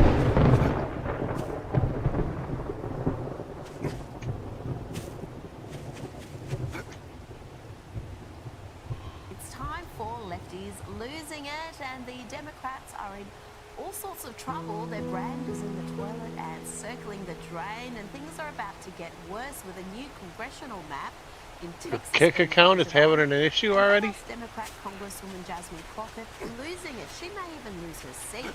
She's certainly What lost kind of all issue? sense of decorum. Listen to what she says about this. Yeah, hang on. Okay, we know that. Yes, yes. He is. But in a functioning democracy, he still would not be able to get away with this. After her foul-mouthed, ghetto-like tirade against the US president, Jasmine went on the attack, this time with the Supreme Court, making all sorts of wild claims. But most importantly, the courts, especially the Supreme Court, is complicit. And so I think one of the places that we have to start is we are absolutely, they are the highest court in the land, and they have no ethics guardrails. Here it now is. You go down to the lower courts, and they do. I forgot how I did it. When we know that they're taking money, we have the paper trail, and they refuse to put guardrails on themselves, so it's time for us to do it for them. That all sounds rather insurrection-y to me. She doesn't respect the rulings of the Supreme Court. She just accused them of taking bribes, and here she is threatening to beat down Republicans. They expect Democrats to kind of be the nice guys that we are. They expect us to Well, take the punch and say thank you. I forgot how I did it yesterday. Not only are we going to punch back, but we about to beat you down. No one thinks Democrats are the nice guys, Jasmine. And did you see the others clapping there like deranged seals? And talking about deranged, here is Democrat Senator Minority Leader Chuck Schumer lying, just lying. You know, it keeps getting worse. Today, Donald Trump and the White House announced they're going to spend $200 million to build a large, fancy White House. I'll figure it out here in a minute. That's what it's all about, folks. Cutting things, taking things away from you, and not giving it to some place that needed it. Giving it to the I remember I big shots who clicked run on the your show, name. Donald Trump at the top of the list. Maybe he can park his new plane in the big ballroom. It's probably big enough. Now, Chuck knew he was lying there. He knew. He's not stupid, but he knows he can get away with it. And so he felt rather comfortable fronting the media to repeat those same lies, suggesting taxpayers were footing the bill for this planned ballroom. Watch this clip, followed by a quick fact check from Caroline Levitt. I remember now. Some breaking news. Just now, the White House announced Hang on, I gotta enlarge it. $200 million White House ballroom that will begin in September. A $200 million ballroom. Where'd this It was one of these. Did Congress appropriate it? I don't think so. It's almost like Doge was never about wasting. No. And other donors Right here. have generously committed to donating the funds necessary to build There we this go. approximately $200 million structure. Now, I've often argued that we need to bring back asylums, make asylums great again, and here is further proof that there is a shortage. This lefty is having a murderous meltdown because Donald Trump axed taxpayer-funded NPR and something called Tiny Desk Q Tantrum. I don't give a I removed the old one. You have to. Alright, I removed the old one, I added the new one. Some activists, There you those go. keen enough to make signs and turn up to protests, claiming I knew I'd figure it out. President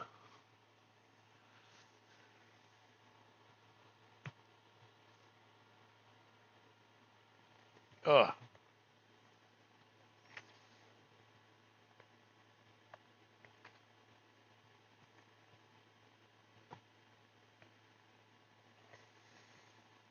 I'm gonna watch a video.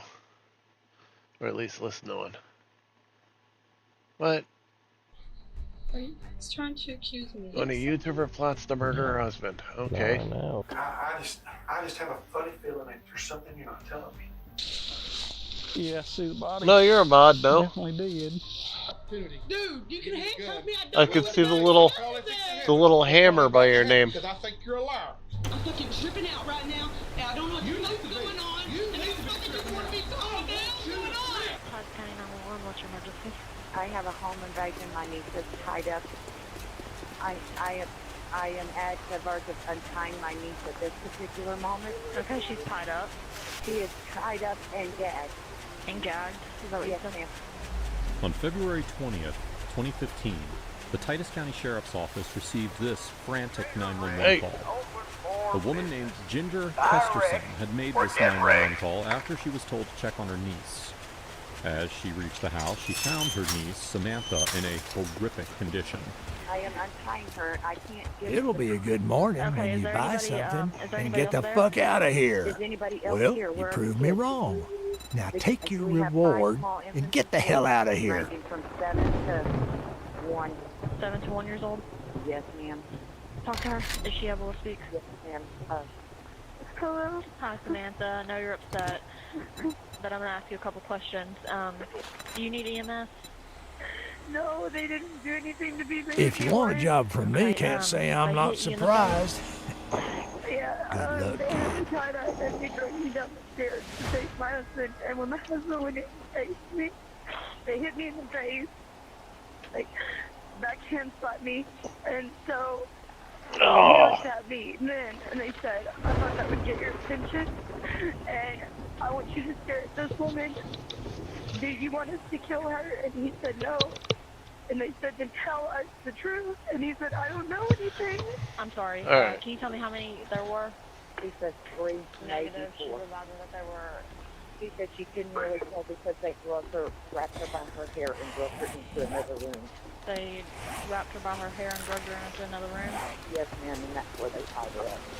Samantha claimed that, quote, you know what? they were intruders, and apparently they had kidnapped him, end quote. The him in this statement Flash is her some cash, 30-year-old husband, get lost. Ernie Ibarra. The Titus County Sheriff's Office rushed to the house, where the trauma-struck Samantha walked them through the crime scene. Stop.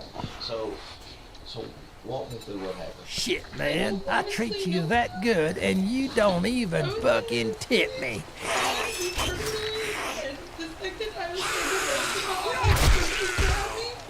And jerked me out of bed and slammed me down on the ground and started tying me up. And put an activation. He told me don't move. Okay. And I was touching him over and over. He just kept fighting back, and I was just letting him do it. And What's your husband's name? Ernest Ibarra. Ernest Ibarra. Okay.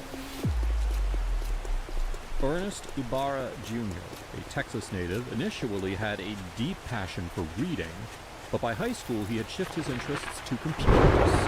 Gaming became his new love, and he even enjoyed repairing computers in his spare time. Young Ernest was ready to fall head over heels for the first girl who caught his eye, and that girl was Samantha Wolford. They met in 2008 at a local tattoo shop and quickly began dating. According to Samantha's sister, they seemed like soulmates. Ernest was so smitten that he eagerly stepped in to care for Samantha's twins from a previous relationship. Later, in 2011, Samantha became pregnant again and had twins again.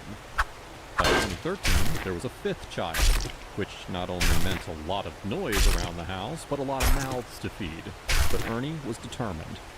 He worked 2 jobs to support the family, running bat manufacturing machines to do that, and working nights at a Little Caesars Pizza. Samantha tried supporting the family by starting a YouTube channel where she discussed her passions, her personal life, and the struggles of being a young mother of 5.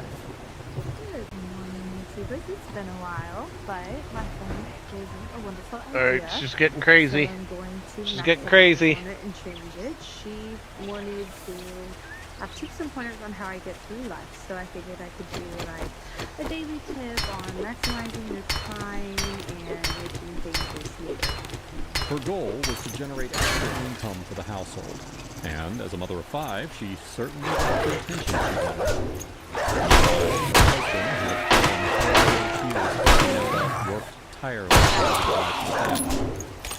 Given the dedication and the love he has for his family, it's almost unimaginable to think that he would be a target of kidnapping. Because they took his phone, but they didn't take mine. I didn't have my meeting, so I was able to. So he's got his phone? No, they have his phone. Okay, that's what I'm talking about. What's his phone number? You don't know? 430. You got it stored in your phone? Yes. Okay, It's a look at newish number. My aunt has my phone. Huh? Well, I need that number. Get that number. This was an important lead, because they could trace the cell phone to the nearest tower and find where Ibarra was taken. But unfortunately, the kidnappers were smart enough to shut off his phone, so now there was no way to trace his actual location. Meanwhile, events on the floor where all this happened. Did you hear him say anything else besides what you told us? They said that it was because of his dad. And that Because of his dad? Yeah. Okay. And that if he could come up with $20,000 in 5 minutes, they'd spare his life. And he said he couldn't get his hands on that kind of money. Mm-hmm. And do you know what was going on with the dad? I have not had anything to do with his dad since me and him had our last problem. Said his dad narked on someone and got their man thrown behind bars. And now they were taking revenge and taking someone from him. He took someone from them, and now they're taking someone from him. Okay. And he said that it wasn't anything against me or the kids because I bear by marriage. I bear by blood. And they took his ID and his wallet. Mm-hmm. Where was that at? It was in his truck. Oh, it was in his truck? Okay. They made him tell him, upstairs I could hear him tell him, they made him tell him, they cut my shirt off. And then after they made me stand there naked in front of him, threatening to do things to me. The guy said, You were outside or here inside? I was in the living room. The living room? When they took me Okay. to the living room, he said, get your shirt and get it quick, because I'm not this type of person. So I started rummaging through my closet. He said, I said get it quick, and pushed the knife against my throat. So I just grabbed whatever shirt Okay. and put it on. Okay. But he grabbed my shirt and he started Wow, cutting it and I cutting totally down don't speak Spanish. And then he said, What's your name? Samantha. Samantha Wolford. Wolford. Where's that shirt at? Is it downstairs? What color is it? It's gray sweater. Gray sweater? Okay. But it was sleeping. Okay. So you said they started cutting the sweater? And they got cut and they yanked it off my head. Okay. Did they? Should be cut across here somewhere. Okay. And you said they had a knife? Yeah, to my throat. Okay. They had it. Did it seem like a large knife or what? It was like a box cutter. Okay. Alright. She claimed that one of the attackers held a knife to her throat while Ernie was dragged downstairs and beaten. Then, Ernie was kidnapped while she was taken upstairs and bound and gagged. After the intruders left, she wiggled over to her phone and dialed her mother's number with her nose. Now, all of this makes sense on paper, but after going over the crime scene 4 times, the investigators started to realize that something doesn't add up. Samantha claimed that the intruders tied her up and gagged her. But when questioned about how she was able to call her mother while bound, she said that she could only dial with her face. However, when asked, well, how did you dial your mother with your face? She replied that she simply pressed the first number that came up, which the detectives did not believe. At the time, the detectives tried getting access to her cell phone records to see if that was the case, but she refused. And after being asked about her cell phone multiple times, she finally caught on to what the detectives were thinking. Yeah. Assaulting her and the infant. Make sure she didn't do something to him and stays the same like it looked like. That's all happens. I'm gonna kick the door, come up these stairs, and get them before they're. Yeah, that's the only part that's getting me is how do you... They would have to either be familiar with the place, be able to do all that and know where they were asleep. Yeah, I think so. Are you guys trying to accuse me of something? No, we're just trying to get all the details of everything that happened. Well, I was asking if anybody's calling me. I want to look at my call list. I mean, you're saying that somebody called and, or somebody saying something about money or something like that, so. I don't know these people. I'm pretty good at recognizing voices, and I didn't recognize theirs.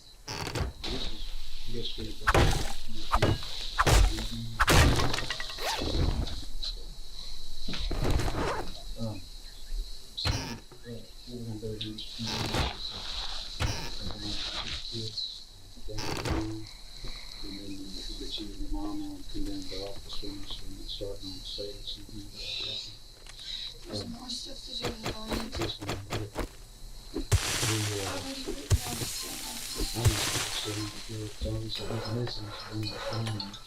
what you should be working on. No. Yeah, Chris is talking to her again, and I think they're about to get the mom to take the kids and have her come up here to go up to the office. This was a targeted home invasion.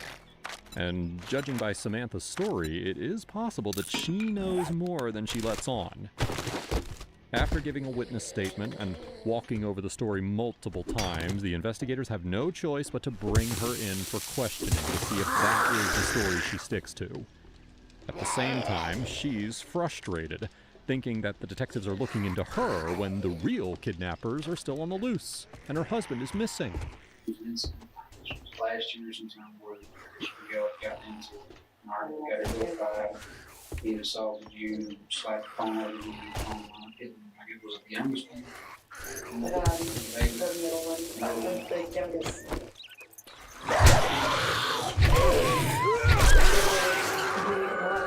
She would be 20. I can't believe you say youngest because I guess I wish you.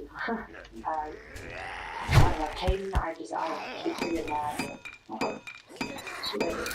He was the baby of So I remember that was kind of a rough time there when y'all were going through that. So, yeah. We got a protective order for all the instruments away from me and everything. So I'm guessing y'all know that when we got back together. How long after that assault happened was y'all back together? a few years ago.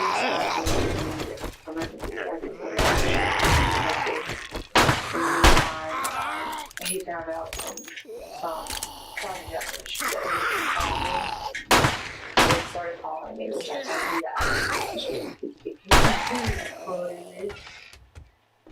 Asking what my demands are, what I had to do to even remotely have me consider getting back in the house. Like, told me it's like with the minister, y'all can do your minister courses, including those out of certificates to go with the judge. Off and on, we Skype and things together, and so the first time I actually got to see him, it was kind of a sporadic thing. I was showing him off maybe spend the night, try to get in a few days, and just something. How's it going, everybody? 2 weeks or something. I just kind of wanted to feel out how he was acting. And he came home. Did y'all have any other problems going on? Other than just kind of, he's working 2 jobs and that's stressful enough, and he wants to come in and write at me. Good morning, Mike. You think you're pretty smart now, don't you? Here's your pay, Einstein. And anything else going on as far as he said something about you coming out and messing around. Now that you did the job, I guess you ain't that damn bad after all. Every day Well, I remember back when that assault happened back in 2000. I got some shit work for a fuck-up like you. I'd say it's been an honor to work with you. Fine, take a fucking look. Right. I mean, it was back in 2014 that he'd been in a bachelor party. Saturday, Southwest. Yeah, was possibly cheating on you, messing around, and that's what that argument started over. And y'all wound up not assaulting you, knocking the phone out of your hand, which in turn hit the baby. That's what all that. No refunds. Deal's done. Now, beat it, fucker. Anything else make you think you might get cheated? Other than him just being annoyed, he gives me access to his phone, his email, he completely has to look up things. There's nothing going on, but why are you home late every night? What's your good? So far, I mean, it's back Come on in. there in my mind saying, Come on in. yeah, I kind of thought that was the case. Oh, but there's come no on. evidence to show that There you it go. was not like that when that happened, which of course after that happened, that's when he was at first. He's cheating. He's already done it once, doing it again. But this time, I feel like there's something he hasn't been telling me, but What's your good feelings? So now the grief-struck Samantha, who's only a few hours removed from such a traumatic experience, is calling out her husband's late-hour absent nights and the one time he cheated. She also brings up an incident from August of 2014 where she had filed an assault report against Ernie. But at this point, the detectives need to know anything and everything that could help them point towards a possible kidnapper. Quick reminder, by the way, if you like what you're watching, please make sure to subscribe to my channel. It means a lot to me. Now, back to the video. I was talking about earlier that we have to, close friends, family, things like that first to try to get a line on things. Knock it off. Obviously, you take some pictures, hold to your neck and your wrist. on this side. And he slapped me in the face on this side, but my hand said it didn't bruise or anything. Definitely felt like it should have been right in the bell. Last night, what I'm going to do is take some pictures and put their on the neck. One of the other things I also need to do, like I said, we just have to do everything we can to do it first also, is I need to do, just check your hand, make sure there's not any blood or anything on your hands. Not anything on the jewelry.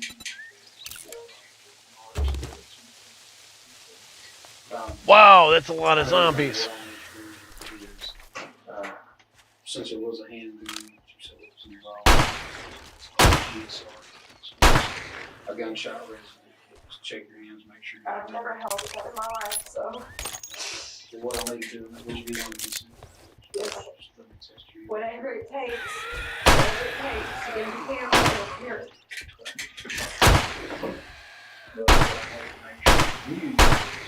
You have no involvement.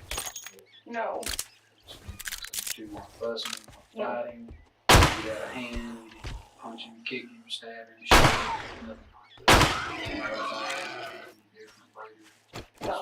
Because the deputies, they're right now basically searching your house for talking about for every piece of physical evidence we can find. Anything that'll help them find it. Well, like I said, that's why I want to make sure that we're going to be checking your phone records, your family's phone records. Is there anybody in your family that's involved in this? Not that I'm aware of, no. Not that you're aware of. No.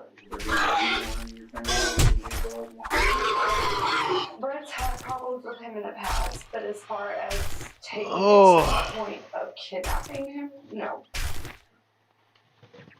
So you think, well, obviously you know Brett's boys. I would know Brett, yes. Very well. So you don't feel like Brett had any No. involved? What about your mom? Didn't go to the doctor? No. They've had their little problems or whatever, but nothing that would go to this level, no. None are going to find any kind of evidence to the contrary. No. What about a polygraph? Do you want to take a polygraph? Yes. Prove to me that you had no involvement, no knowledge, no Yes. involvement. And the clothing that you had on there, you're supposed to go up, send your clothes to the lab, have it tested, and make sure that there's no blood on there. It's gonna, the lab's gonna come back and say, what we found on her clothing is not much.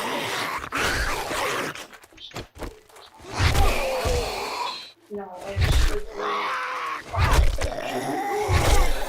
I was right there, no, in front of him, and they were punching him in the face with a gun. Right. And I understand that. I mean, if you got some blood, the blood will tell by the way the blood's on you. If it came in sideways, upside down, cross, whatever. Like if you two are right up here, like this close together, and they're punching and hitting you, the way the blood comes on someone, the way we tell the lab what this happens when they examine your clothes and look at the blood, gunshot residue, anything, hairs, fibers, whatever, they look at you, they'll be able to tell us, okay, look, this is what we found, you know, based on The only type of DNA from you that should be able to be found in my clothes. And what about the blood? How close to the function? Yes. Okay, so you think this is blood? Well, I didn't, inspect for splatter or anything like that. When they jerked me away from him and cut my clothes off, I never touched So him it's again. possible. So there may be, but is it because I laid my hands on him? No, my hands were tied behind my back. And I'm watching this guy punch him in the face with a gun over and over. How did it make Horrible. I was hysterically bawling. didn't make you feel glad or No. there's no torture in there? No. Because you told me that you felt good about wanting to stab him, kill him. At some point in time, everybody loses their temper. But have I ever acted out and hurt anybody? No. You can look at my record on that. I have one count of criminal mischief, and that was because I tossed my keys to somebody and let them use my car. And they didn't have a license. Now, when they cut your shirt off, was it violent or they just Yes. took their time? And just No, they jerked it out and started slashing at it with this apparently dull box cutter, and when it didn't work, ripped it off over my head. So it wasn't completely cut in half. No, they started cutting like they were going to cut it down or across, and the blade wasn't working, so they said, and ripped it off over my head. But as far as tonight, you had nothing. Who did it? No. You positive about that? Yeah. So, look me in the face. I need to know the truth. Did you have anything to do with Ernest's disappearance? No. Did you have anything to do with his death? No. Dead. He's dead? I don't know. That's what I'm trying to find out. Yes, if he is dead, no. Do you think he's alive? I hope so. Did you have anything to do with it? You had nothing to do with his disappearance? Nothing if God forbid he is found deceased, did you have anything to do with it? No. Did you hire someone to do it? You had nothing. Absolutely nothing. They're not crazy, God. They're just like holding him to get it as bad. Yeah, I really, really don't want to plan a funeral for my husband. Well, say the reason why I'm having to ask you these tough questions is I need to be I know that they always look at the spouse first. I have to be absolutely positively sure that I know. Oh my God. The detective knows that her side of the story doesn't make sense against the evidence collected from the house, yet she is sticking to the story. This was also the first time his death was revealed to her. Even though it wasn't confirmed, But in situations like this, where there is no direct proof of someone's death, there's a term called presumption of death. So for now, it's her story against the evidence, which is why the detective calls in a senior sheriff, someone who has been to the crime scene, been shown all the evidence, and is now given the daunting task of making her tell all that she knows. But before we continue, let me thank the sponsor of today's video, June's Journey. Imagine stepping into the dazzling world of the 1920s, surrounded by glamour, while solving intriguing mysteries. That's exactly what you get with June's Journey. You follow June Parker as she tries to crack the case of her sister's murder while uncovering her family's secrets. Every scene draws you in deeper. Well, we break it up. Twists will keep you hooked. The thing I love about it, it's super relaxing, but it also makes you think. You're hunting down hidden objects in these beautifully designed scenes, and it feels so rewarding when you finally piece everything together. It's not just a game, it's like a little escape to another time. And when you want to take a break from the mystery, you can even decorate and customize your own mansion and garden. Now, what's cool is you can play June's Journey however you like. Go solo and enjoy the story at your own pace, or join a club and compete with others in special events to earn rewards. The best part? June's Journey is free to download, and you can play it on your phone, whether you're on iOS or Android, or even on your PC through Facebook Games. So wherever you are, you can dive right into June's world. If you're ready to test your detective skills, download June's Journey using the link in the description, or just scan the QR code on screen. And this is why that it's very important to be honest, because I'm gonna tell you what, the evidence we found on the scene, it's just not matching. I don't think you harmed the boy, but I think you never did, because if somebody was kidnapping, why is there his blood in your pickup? Morning. You think you're pretty smart now, don't you? Here's your pay, Einstein.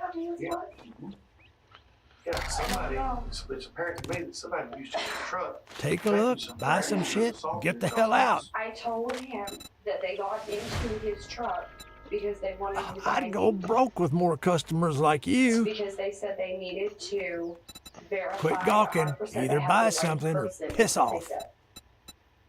I don't know if they were one of the people that hit him or not. They sent somebody out to the truck to get his wallet to check his ID. Okay, yeah, because you know what we think? Well, you better get your ass to crack a book, because you're dumber than dirt. Oh, I need a quest. Whoever did this, You give me a quest. didn't have the mind to take his phone. And it's too late now because we've done got the coordinates, we've got the pings. We're working on that. We've also got the Tilford dogs. Name's not important. Don't just stand there with your thumb up your ass. Get the job done. Well, I don't know. And this is what's going to look so bad is from your story. And this is why you don't have to be a suspect. And I still don't think you did it. I don't think you're strong enough to do it. But I personally, I think you're scared. I don't know if you had a boyfriend that you found out about. I didn't have a boyfriend. Okay. I don't know what the deal is, but Sam, you've got just the whole layout of your house, the way you said they took you. It's just not making sense. Sam, that's honesty is always the best policy. We don't want you to get in here and make up some story because you're scared. Because if you know something that you're not telling us, and I think you do, I think there's more to this than you're telling us. I'm not saying you're a complete liar and you fabricated the whole thing. You could have. I'm not saying you did. This is what I'm saying. You've got a chance to tell us right now and be the hero in this deal. I think there's more. I've done this a long time. I'm reading your body language. We're going to piece this thing together. Listen, Sam. I'll help every way I can. I just think there's still something that you probably know that you're not telling us. And that does not make you guilty. That does not make you, if he's dead, it does not make you a murderer. But you've got to understand, you've got children. And I don't want to see all of a sudden we find him, let's say that he's dead. Let's hope he's alive. And then all of a sudden we find out your story, that you do something, and the issues of warrant, guess what? It's going to be at least 20 years before you never touch your kids again. They'll have grandchildren. You'll have grandchildren before you even get to touch them. They won't let you do when you get a murder charge. They ain't gonna touch people in prison. I didn't kill him. Well, but that's the thing. You don't have to kill him. I don't think you did. Now, I'm gonna tell you right now. I know, Sam. I believe you. Your story's not matching. Solve this thing quick. If there's anything I can do, if I can ride in the vehicle with you and go to wherever it is his home thingy, I will go and I will help everybody I can. Now, we have, all it does is gives us a general area, and then we gotta find you. And I will help any way I So, can. If right it's an area I know. General areas. If it's an area I know, but I might possibly have. Well, I can't do that though, because then, if you were there, then it could taint our crime scene. Yeah. I have some idea. And this is why, and Sam, I'm not in here trying to stress you out, get you to confess something you can do. That is not what I'm trying to do, and I would never want you to do that. I personally do not think you hurt yourself. They said a name, and that's the only name I know. Okay. I'm just thinking there's probably something here, because this just ain't normal that happens around here. This stuff at the house, the blood being in his truck. I just have a funny feeling that there's something you're not telling me that you could tell me, and you're afraid it's going to make you guilty. And it's not, unless you did it, and I don't know you did it. Now, Sam, why don't you talk to me now? What is it that you're scared that you're not telling me? There's something. I'm scared that y'all are going to try and find me guilty for this. No. Oh, you know what? Why? But you know what? Here's the thing, Sam. No, I don't want to find you guilty. I want to prove you innocent. I want to prove you guilty. The evidence is what will prove when we find it. And that's all I'm worried about. If you are telling us the gospel truth, then you have nothing to worry about. Now the dynamic of the interrogation has changed. It's no longer her story against the evidence. It's her story which she's scared to tell because she fears that it will make her look guilty. In situations like this, the investigators can only change the dialogue by saying that they don't think she did it, but that she knows someone who did, and that by knowing this, she won't get incriminated. But if she's keeping this a secret, it is possible that she wants to protect someone, possibly the real kidnappers. I think you know exactly who did this, and I think you're scared. And that's what I'm trying to feed into your head. Don't let fear keep you from telling the truth. Because just if you knew these guys that did it, you know why they did it, does not make you guilty. But what's going to make you guilty is when we prove that you lied to us in there. But if that is the case, then I do know who did it and why they did it. Okay. Doesn't that make me like an accomplice? Nope. Actually, it does if she was directly involved, but that's not something the detective is going to bring up right now. By now, she has realized that the sheriff is not buying her story, so now she'll try to confess about the parties involved. The only other thing. Okay. See, I knew. And you know, Sam, you know I'm not here lying to you. You know I know. The only other thing I know, and I don't even know. I know. Okay. But it's Okay. I've been up in the hospital with my sister Paula. Okay. Alright. She's got a guy there, and I swear to God, I cannot go up there that I said any of this. Okay. Because they have a lot of friends around here in my life will be their father Texas. Okay. But the only other thing I know is Mindy started talking with her about problems. Like I just told you, I have a problem with talking to my friends about our problems. Mm-hmm. I don't have many of them. So when I do get with one of my friends, I want to talk about any problems we might have had. And honestly, like, Alright, there hasn't been many. pink gun. We have had problems in the house, and I haven't seen Charlotte in a long time. Okay, come on with it. And she's got this guy in the room with her, and he's talking about how a man should treat a woman that way, and how you don't do those things to a person. And he's gonna deal with the situation. I didn't take him seriously. Okay, you see, Sam, you know who did this, but that does not make But I you don't guilty. have any proof that he did. I just have what he said. Okay, who is this guy? His name's John.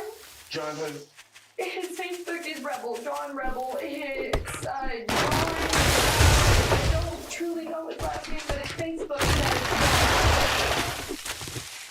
But yesterday at the hospital, we had a guy that I do know from town with him. His name is Tay. Who? Tay Rhymes. Tay? Tay, I think he's black. Tay Round, he's a black male? Yes. Okay, you had him with him? Where's he from? I didn't say yes, he had him at the hospital with him. I cannot guarantee that these are the right people. But you know what? I know that you know he's what, not. Sam. You know this guy did it. You know he did it, and here's the thing. But why? Unless here's he's the got thing. serious You better- psychological issues, why? Well, I what only did you know- say? What did you say when he said he's going to come? So now all of a sudden, why are you bringing him out? Because you know it's him. Why do you know it's him? Because of his prisoner record and because I don't know. I just have this feeling like it was. I don't You think know. he was the one in the room that was beating him? Probably. This is the most vital piece of information on the case which she decided to withhold this long. And the only reason why is that she feared for her and her children's safety. Now, of course, all this information needs to be checked afterwards. But now, as she continues to talk about John Rebel and Tay Rhymes, she starts convincing herself and the sheriff that it was them who did all that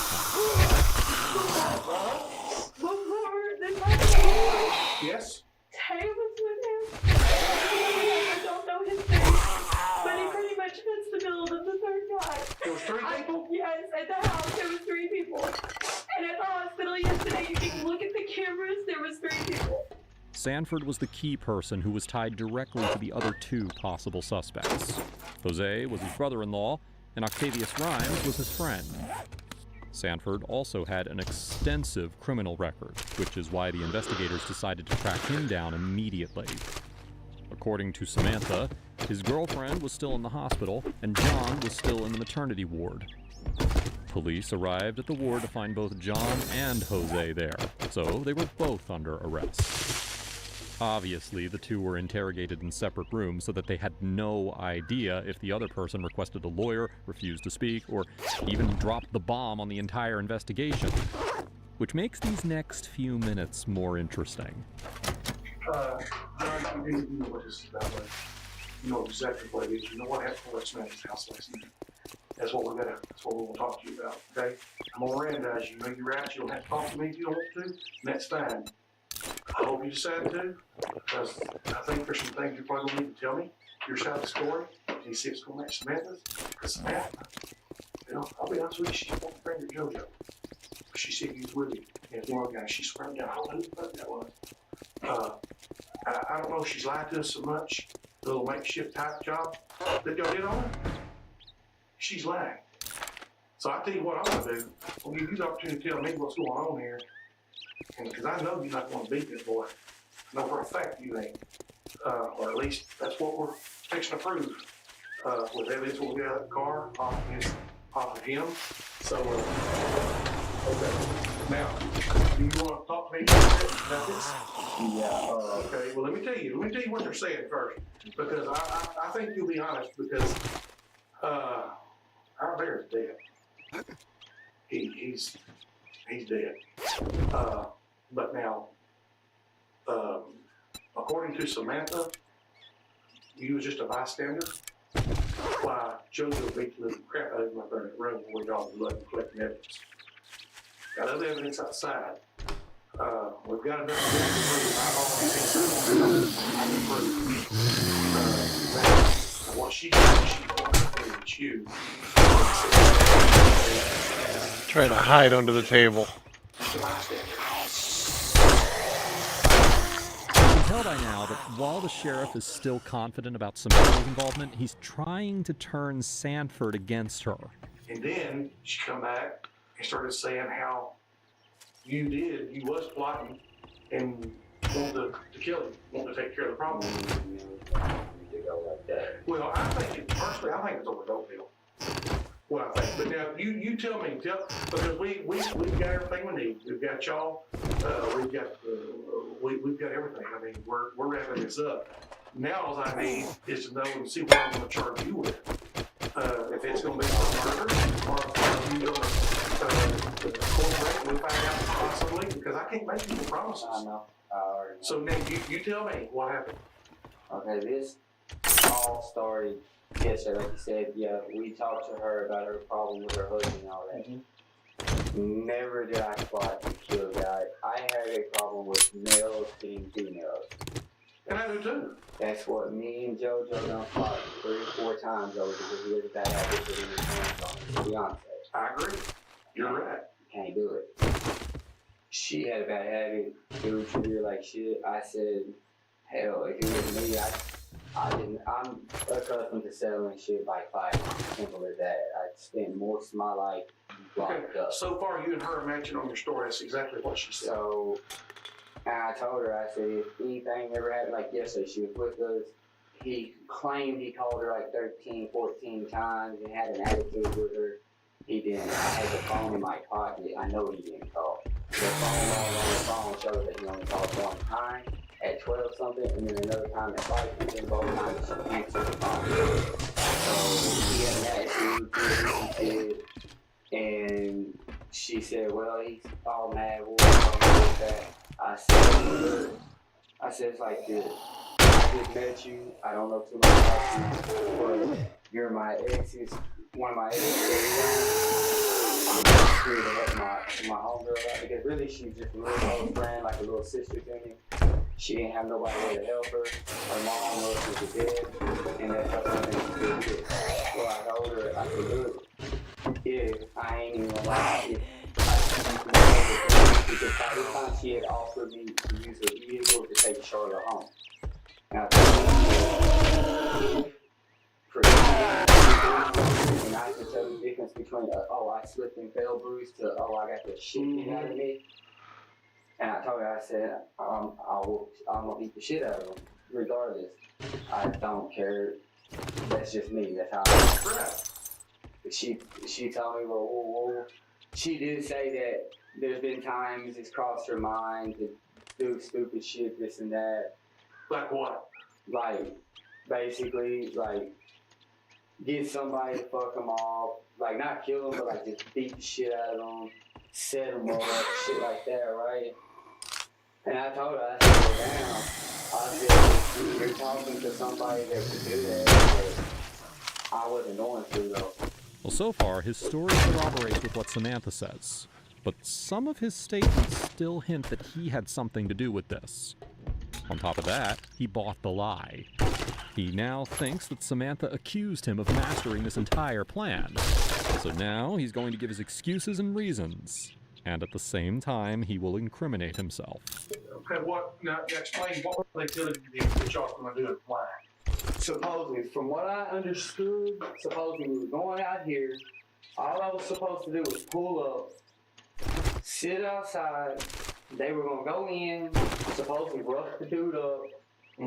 This is what I was being told, but at the same time, I keep getting, and don't forget, you got a newborn baby you're looking after, blah, blah, blah, this and that, right? So to me, why are they going to go fuck him up?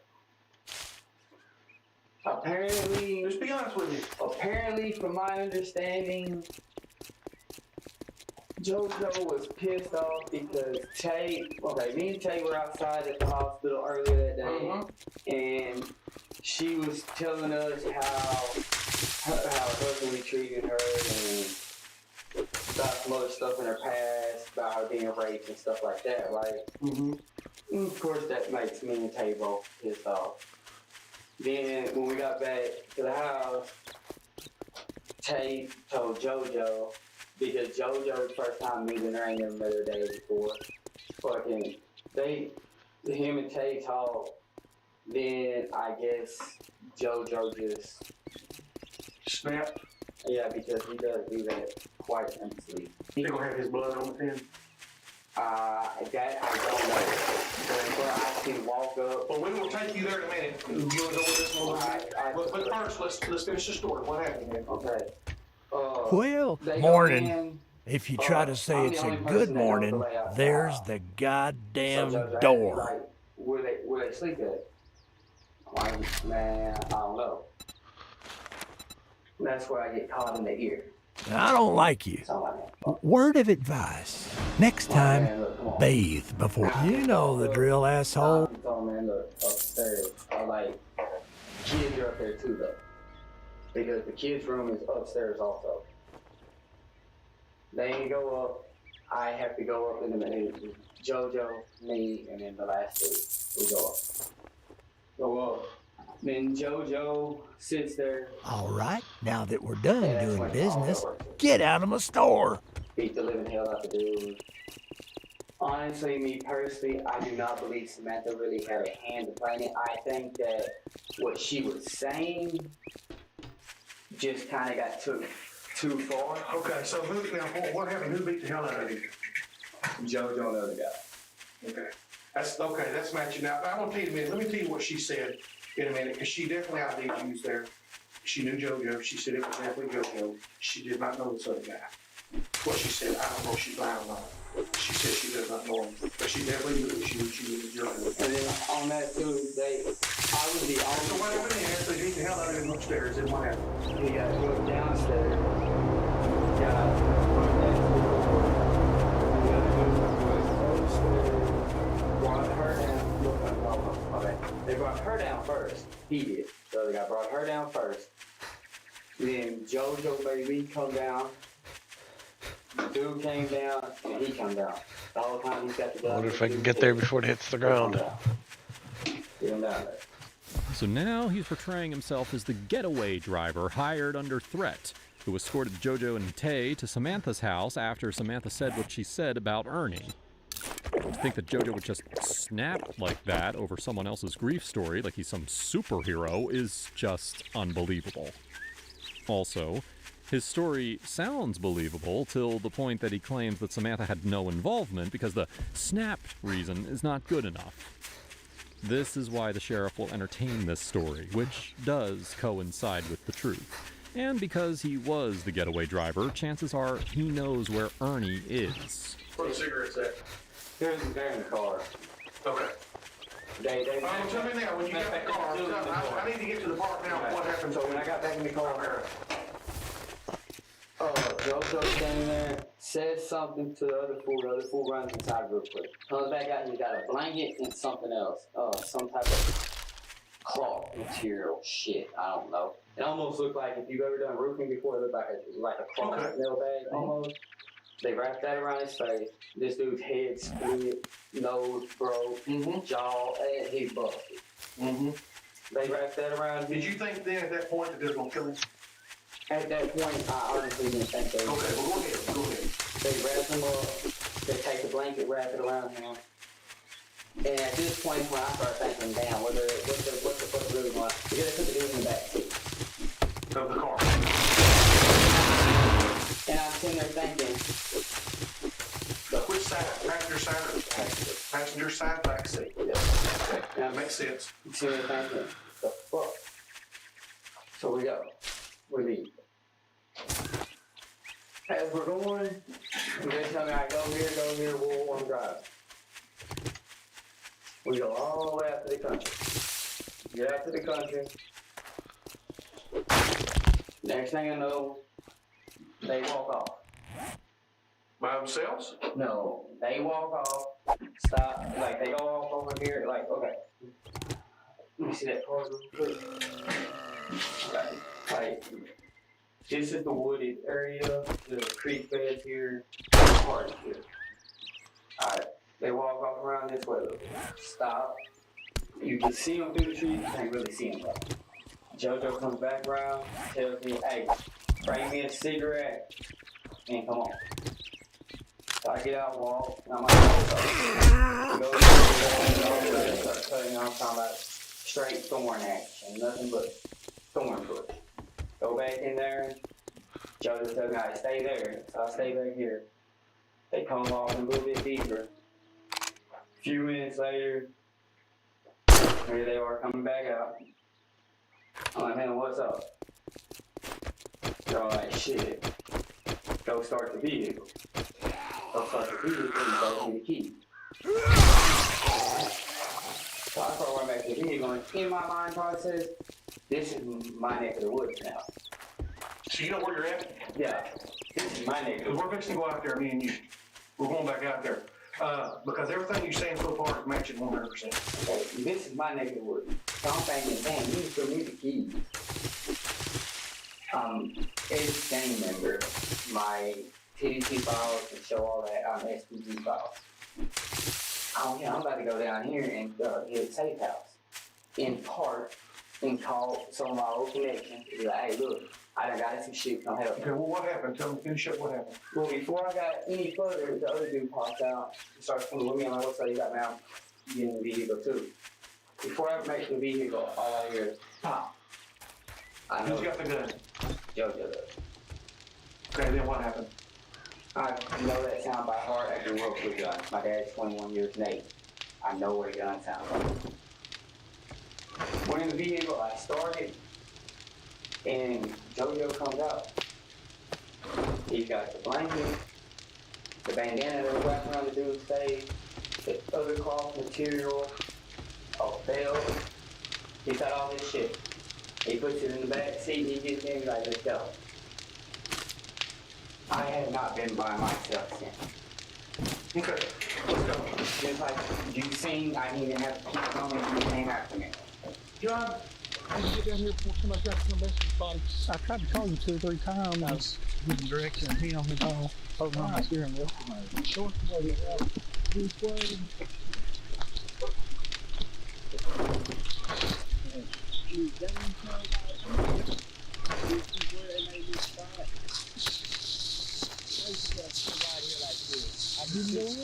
I didn't know further. That's what I was going to say.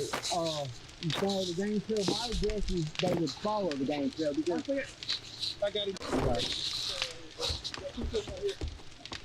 Yeah, see the body. You know? Yeah. That's it.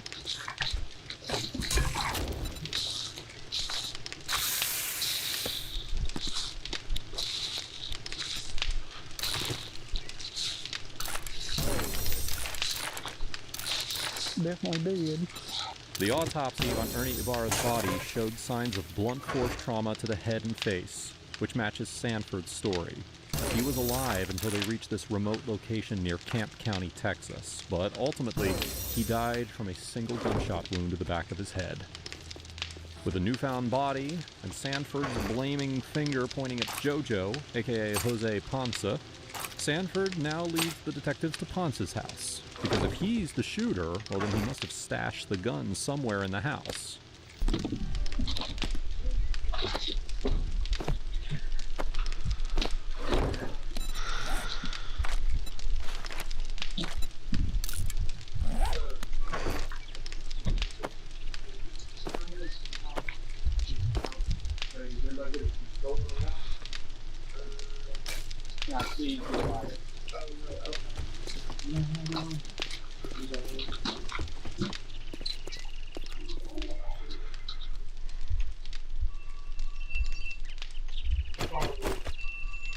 Where's it at? Outside? Turn on mine. Where I do it a lot easier. You know, mine.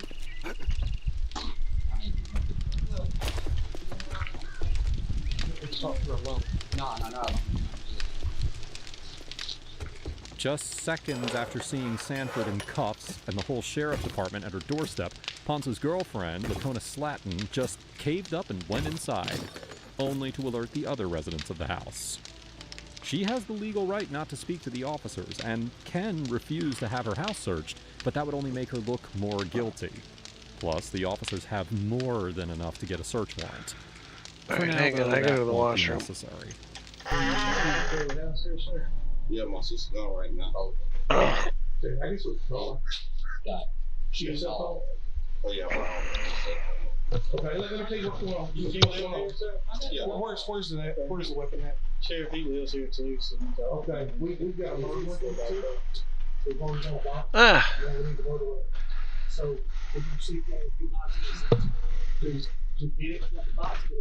We know where it's at. Yeah. You see it? You see that? Yeah, it's not. So if you can see it, to go ahead and retrieve it, or we'll. You don't mind? No, I swear to God, I don't know. The box, and the box is a locked box. So you already knew the guy was involved. No, she has no clue. She has no clue about nothing. I'm telling y'all that now. So I haven't. She has no clue about nothing. Here's the deal. All right. We need the gun. You could be charged with the same thing. She was. I know what the. You could be an accomplice to murder, capital murder. That's death penalty. So if you know where the gun's at, she knows where the gun's at. You need to go ahead and tell us. I don't know where the fucking gun's at. I just told you that. Okay, I'm gonna give you one more opportunity. Dude, you can handcuff me. I don't know where the goddamn gun is at. That's probably about to happen because I think you're a liar. I don't give a damn. You've got the freaking box. You've got the dead gun. Where'd the gun go then? I don't know. So why'd you get the box? No, you know. I guess when you keep yelling at me all you want because I don't know where the fucking gun's at. I'll get a transport unit for her. Okay, get a transport unit. She'll be charged with murder too. I don't give a goddamn because I don't know where the fucking gun's at. I don't care if you give a god whatever. Yeah, go ahead and say it. Nah, I'm not gonna use force name and things. It's possible that she hid the weapon because even Sanford doesn't know where the gun is.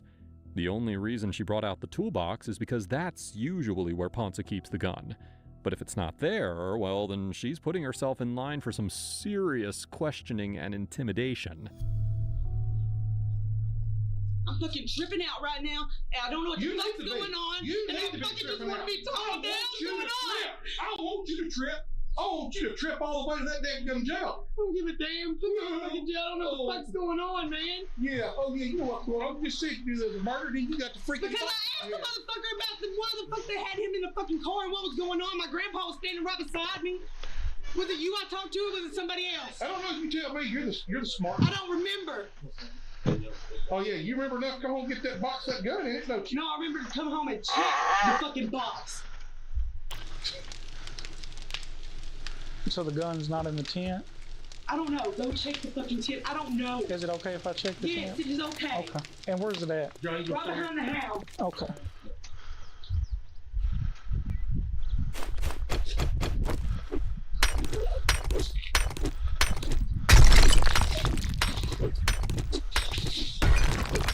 Alright. Yeah, it's on. I don't think we're going to find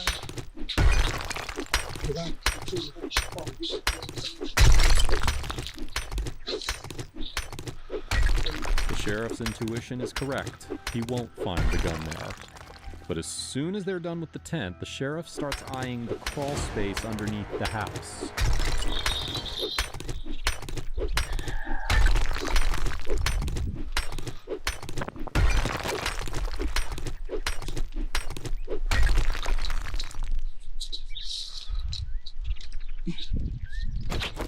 There you go, right there, I bet you. It's a big paid for the gun.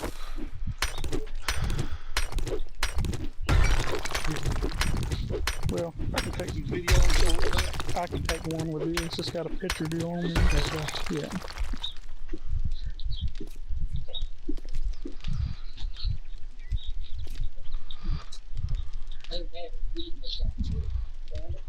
Yeah, it was,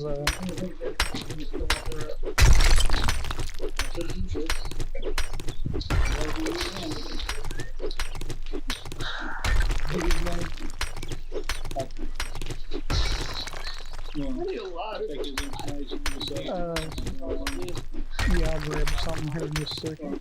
Oh,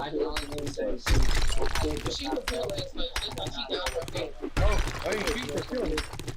Well, you're having this gun. Why the hell would I tell you to go look in the tent? It wasn't in the tent. Well, I don't know where the... All we want is the truth. Man, I'm telling you, all I know is the guy told me that they were suspects in a murder case. The first thing that popped in my head was that fucking gun. It was not in the fucking box where it was always at, and I like the other officer told you, we're investigating murder. Alright? There was a guy killed last night. He was executed. All we want is your cooperation. Right now, you're not a suspect in this murder. Alright? I'm just saying, it's fucking stupid. Alright, I'm tired. I'm turning in.